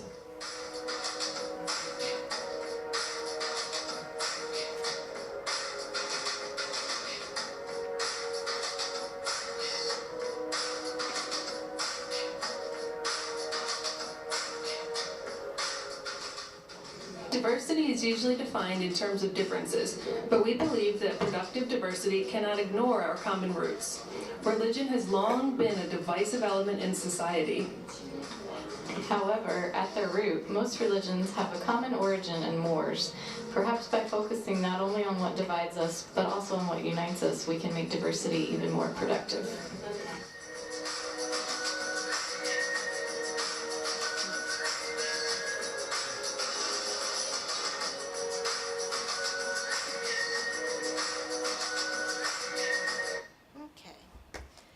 So we talk about how do we assess projects like this, because usually the prompts for an assignment are quite general. Produce a digital story on something that's interesting and important to you. Or if there's a content class, these are the items you need to incorporate. But there's really a lot of creativity and a lot of student choices, personal choices involved. Well, as teachers, we know that when we do planning, activity planning, we need to make sure that we are connecting our assessment and matching it with the objectives for the assignment and for the course. And also, we really need to set up clear and appropriate expectations for our students, depending on the level, depending on what we overall want to achieve. So what we've seen so far is that instructors who use digital stories in their classes find rubrics to be very helpful in assessing student projects. And not only very helpful in assessment, but actually very helpful in setting students' expectations for their assignments and kind of almost guiding the students through the assignment. So this is a very simple rubric that I used in one of my classes with English as a second language learning students. So these are pre-academic students. And we see that there are categories that are listed so that the students can remember what they need to include and what's happening. Also, we see that each category has sort of a description, so that reminds what does it mean, and then we have items that match each description. So we also actually have a little bit of a language definition going on here for language learners, and then students receive comments and feedback used on that. Another rubric that I kind of borrowed from my colleague is who was teaching specifically actually a course on digital stories, and this is actually only a quarter from the rubric. It goes on and on. You know, Joe Lambert developed 9 elements of a digital story, so it lists all of those elements and has the definition, and we can see that this rubric is quite different because the course actually focused on producing a digital story and the whole genre of digital storytelling. Another thing that I came across is in content university level courses, professors sometimes set up just minimum requirements and then kind of give more room to perfecting those minimum requirements. So for example, this was a course, American Studies course, where digital story was a part of a final project. Students wrote a final paper and incorporated digital story in the way that they felt that was working with this paper. And the professor set up basically the points of what you need to do to get a C. And then you can excel and get a B, or you can really exceed the expectations and get an A. So what we really see is that, sort of to sum up, that rubrics help us set requirements, match the objectives, we kind of connect both elements. And at the same time, there's also, again, since digital stories is quite an open-ended genre, we can also do open-ended assessment. What I do with my students is we look actually, since I work with teachers, we look at various rubrics that exist out there. And then we talk, after they've produced their digital stories, we talk about what makes a good digital story in their view, and then we have actually a rubric designing activity when they get together and they design their own rubrics, thinking how they can potentially use digital stories in their own teaching and thinking about their own learners as well. Terrific. So, thank you. So we should move on to questions and maybe some answers. And I'm going to plug in one more slide just that has a few additional areas that are. And again, on the website, if you go to our session, everything you've seen is up there, but there are also other links and references that each of us has provided under our names for your viewing pleasure. Any questions? Larry? Yes. Yes, Michael. Sorry, I'm hiding over here. This is really a question for Simon and Kehoe, who are not here, about your course. But maybe they reported this to you. Did they feel like the video assignment that the students were doing gave them information that their traditional methods had not? Yes, I think that in each of us felt that the other form of communication provided insight that helped each of us better understand how we communicated within our field, if that's what you're asking. Yeah. I mean, did Simon feel like his students were articulating and understanding the material better by making a video rather than what he probably would have done in his own class, which is a slide of paper? All three of us felt that way. Yeah. Because we made sure that each of the teams was a mix of students from the 3 fields. And therefore they had to work before the final outcome and before the trip on science research, on policy research, and some short video production. So everybody had to work in each of those fields together. So it was a good... I'll just add to that, the course that I taught with Professor Alan Kraut from the history department was half history students and half film students. And it was an excellent mix because the history students wanted to broaden out their tool set, and so they found the ability to use video and sound and to interview people, capture that, combine that with images, be able to search historical images. There's huge amounts of archive available now that's been digitized for the film students, it deepened the content. Often the film students don't have the time to go as deeply That's right. into the content in our film production courses. So by doing something like the Galapagos Interdisciplinary or producing the historical documentary, the students were able to go much deeper with content experts than they Yeah. normally might have been. Well, I would assume that, And then that Bill. part of the problem in history as well as in like the policy that Simon works on is that students tend to get lost in the details. Right. History students are notorious for kind of rambling on with more facts after another. But if you're required to create a dramatic arc, then and to be pithier. It is the art of distillation. I mean, Yeah. I do a lot of historical producing for large traveling exhibitions, and I always call it the haiku of filmmaking, because you have to take, like, for these, it's 5,000 years of ancient Egyptian or ancient Greek history distilled down to a very short amount of media. There's an art and craft in that, and I think it helps the history students certainly, but in other disciplines it helps people understand how to communicate succinctly through a visual medium. Bill, just for a second. Also, Michael, just as a last point, it really helps our students better understand that when they go out to make a documentary film, they actually have to do research.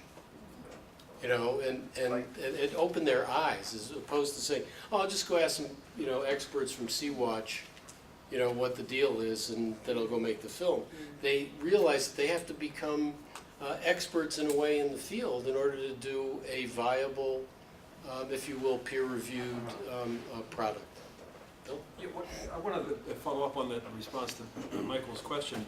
What I found fascinating was, and what I continue to find fascinating now, is how students from across disciplines, across schools, across the university, and even in the professional world, sociologists, linguists, anthropologists, everybody is getting is realizing that the understanding of the use of video enhances what they do, because it allows them, particularly folks from SIS who want to work overseas, anthropologists who want to work overseas or in this country, it allows them to document what they're doing, and that their work has more impact beyond a paper that gets written, or a book that is written. I mean, you put something up on video, and it's not just the 10,000 books that you publish, it's millions of people potentially out there who are able to access that information, and it stays up there on the internet and not just in a library somewhere. So, across professions, it's across the school. Again, to follow, just to elaborate further, and I'll come to your question in a second. For the last 2 falls, I've taught a 1-credit weekend practicum in SIS on smartphone filmmaking, specifically designed for students in SIS to broaden their ability of impact and expression. In 2 days, they go out, they have no idea how to use this. And in 2 days, they've edited a 3 to 5 minute video. Which we're going to get all of you to do. We're going to get on that be in a second. involved in toward the end. Yeah. Yeah, I was just wondering, especially for the non-communication students, how much time is spent mastering the technical skills, the audio, the editing? Well, I was just last fall, I also do visits into classes. So Betsy Combe had me come in last semester for 1 hour to get the students essentially up to speed on how to better use their smartphones. And then she had them inside and outside of class work on it. It's not, I don't think, terribly time consuming. The biggest time consumption is in post-production or editing. Just as a quick, also another note, I'm currently working with CTRL formally on a program to help you self-document your research for communication and provide service to your students should you wish to use smartphone photography or video production in your classes. So you can, I had some brochures, but I think they all got used up in the morning. But if you just contact me at Engel, E-N-G-E-L, American, we'll get you on the list. And basically, I'm going to be providing 3 one-hour sessions with you to get you going and up to speed. I would just add to that, because what your students do is with found footage, which is why I say there's so many digitized archives now and very credible sources. The New York Library just announced yesterday that they have a huge collection now just being made available to the public. They've been digitizing at high-end, high-res, not just low-res, but at high-res, digitizing for the last few years, and the announcement just came out late yesterday afternoon. Library of Congress, enormous resource. National have that up on Archives, the- yeah, all of this, short of the New York Library one, which just came out last night, is on the handout of resources. And you can very simply put together a found footage, archive-based short video. Under fair use, that is permissible under fair use guidelines for educational purposes, for academic and educational purposes. So students can do this and show this in class, and they're not violating copyright. Okay? I just spoke with Nancy Davenport on the way to this session, and she says, we are going to push those edges. I said, absolutely, because that is permissible under fair use guidelines now. Yes, sir. We are distracted from distraction by distraction. One of the reasons for that is we spend a lot of time looking at screens. And I mean, this is a dissenting, or rather a skeptical note. I want you to tell me whether you are part of the solution or part of the problem in terms of the problem of attentiveness, of actually listening in particular. Well, I would respond to the question by saying we're both. However, the students who participate in these projects have to attend to details.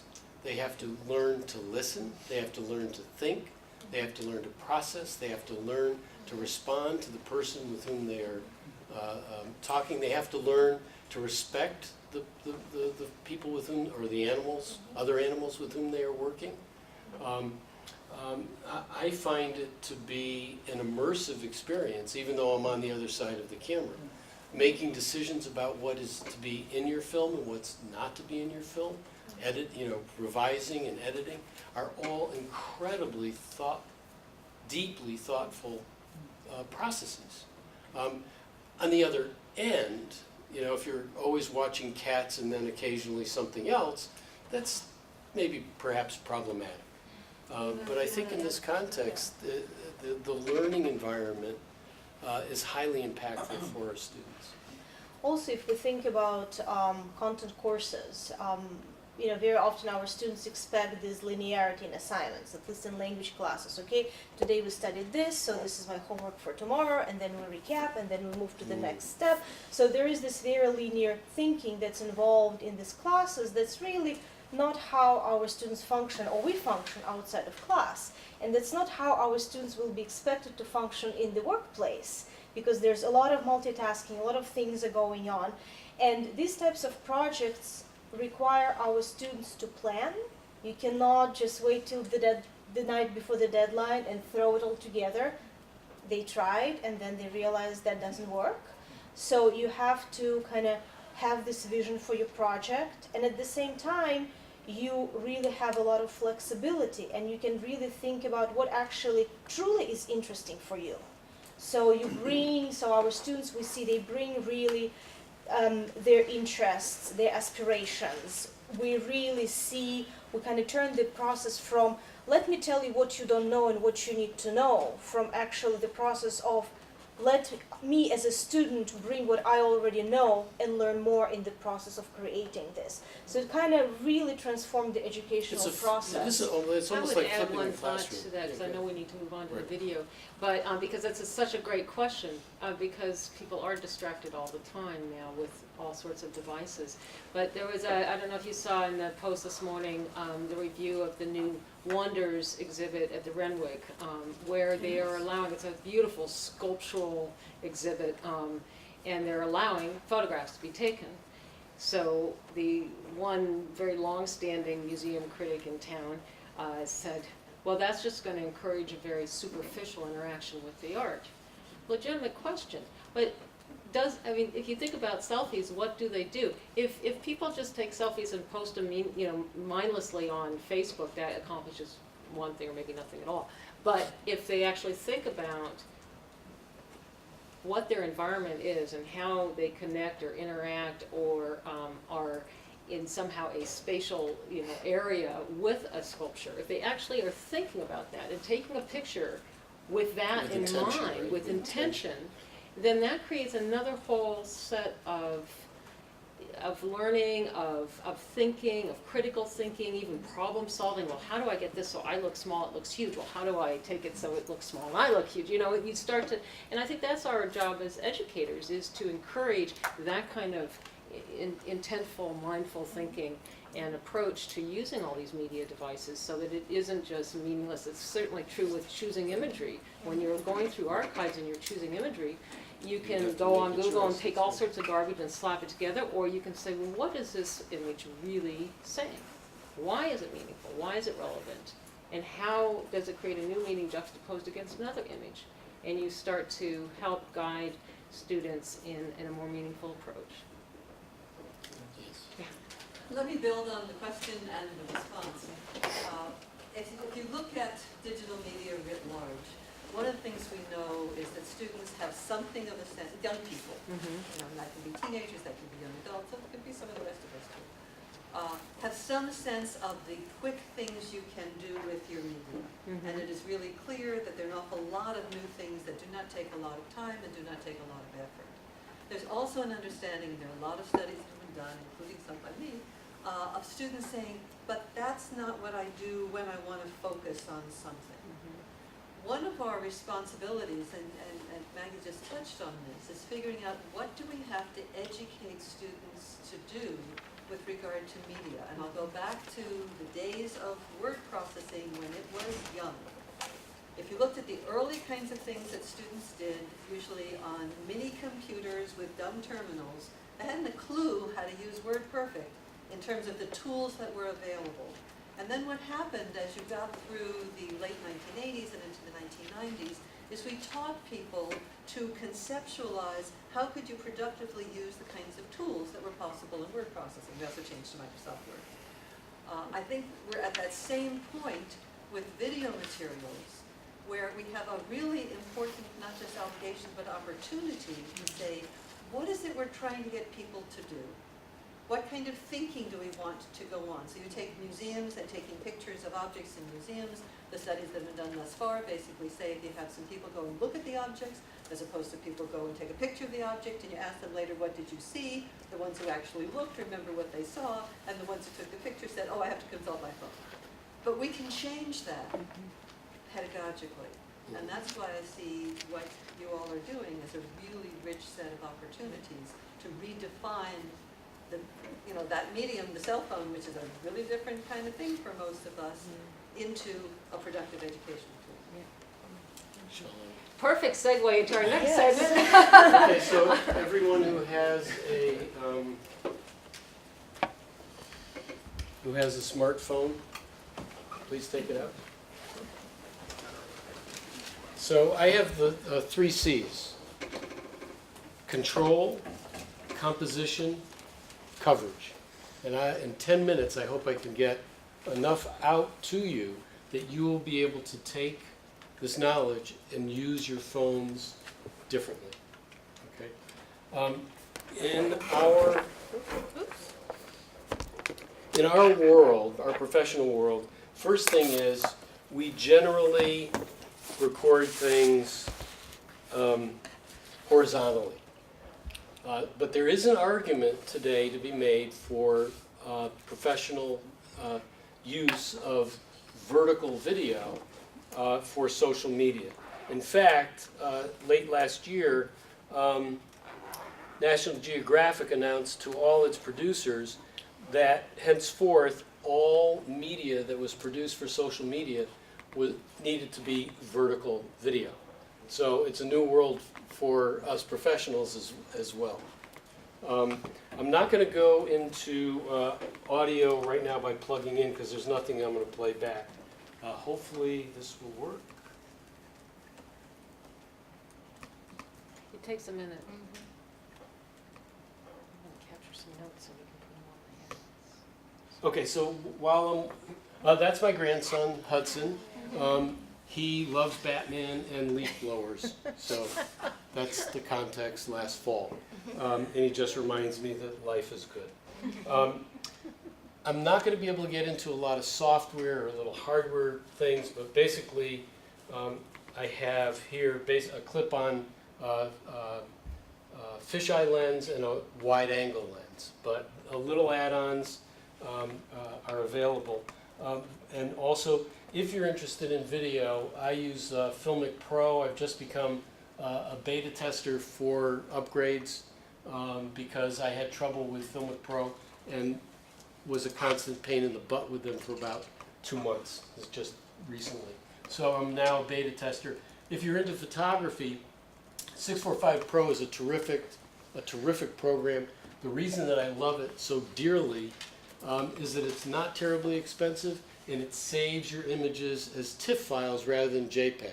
So if you want to do anything large or if you want to do Photoshop or work afterwards with it, you change from a JPEG codec to, sorry, that's my wife, to that. So, but I'm not going to go in either. I'm just going to go into the regular iPhone camera.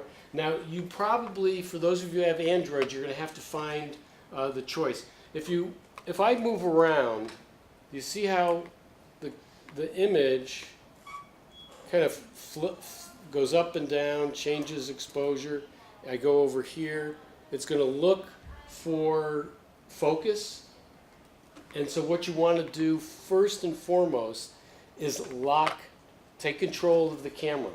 Lock exposure, lock focus. So if this is the image that I want to capture, I'm going to do a hold. I will say this exposure looks pretty good. My focus is going to be on my skeptic. And if I hold it long enough on my iPhone, I get the banner auto exposure, auto focus, lock. If you look on the left side, I still have a further control here where I can darken the image or I can brighten the image. And now, even if I tilt up, nothing happens. So I have a much more stable, simple image. Now, Bill and I tell, and I think Maggie, everybody tells our students, if you're out filming, the world is an exciting place. And when you pick the camera up and you start recording, it goes even faster. And the tendency is to use the camera as a vacuum cleaner sucking up dust balls. Oh, there's a shot dust ball. Got it. Oh, I see one over there. I got it. Another great shot over here. So Bill always says 15 to 20? 20. I'm a little more, I don't know what, but I say a minimum of 10.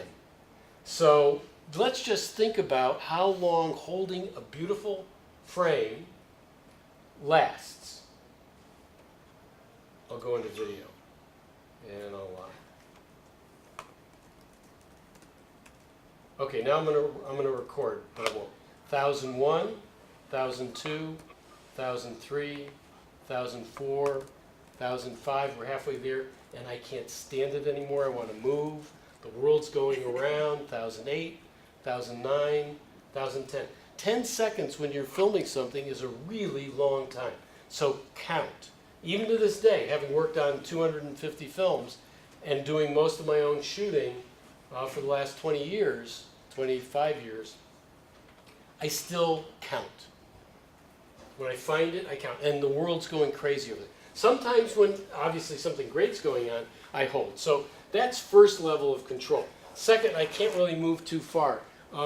But just realize that where you want to put the camera for a shot and where you want to put the microphone are two very different places. You may find yourself in the situation where can you come sit over here for me and get much closer actually. Come here, just stand up for a second.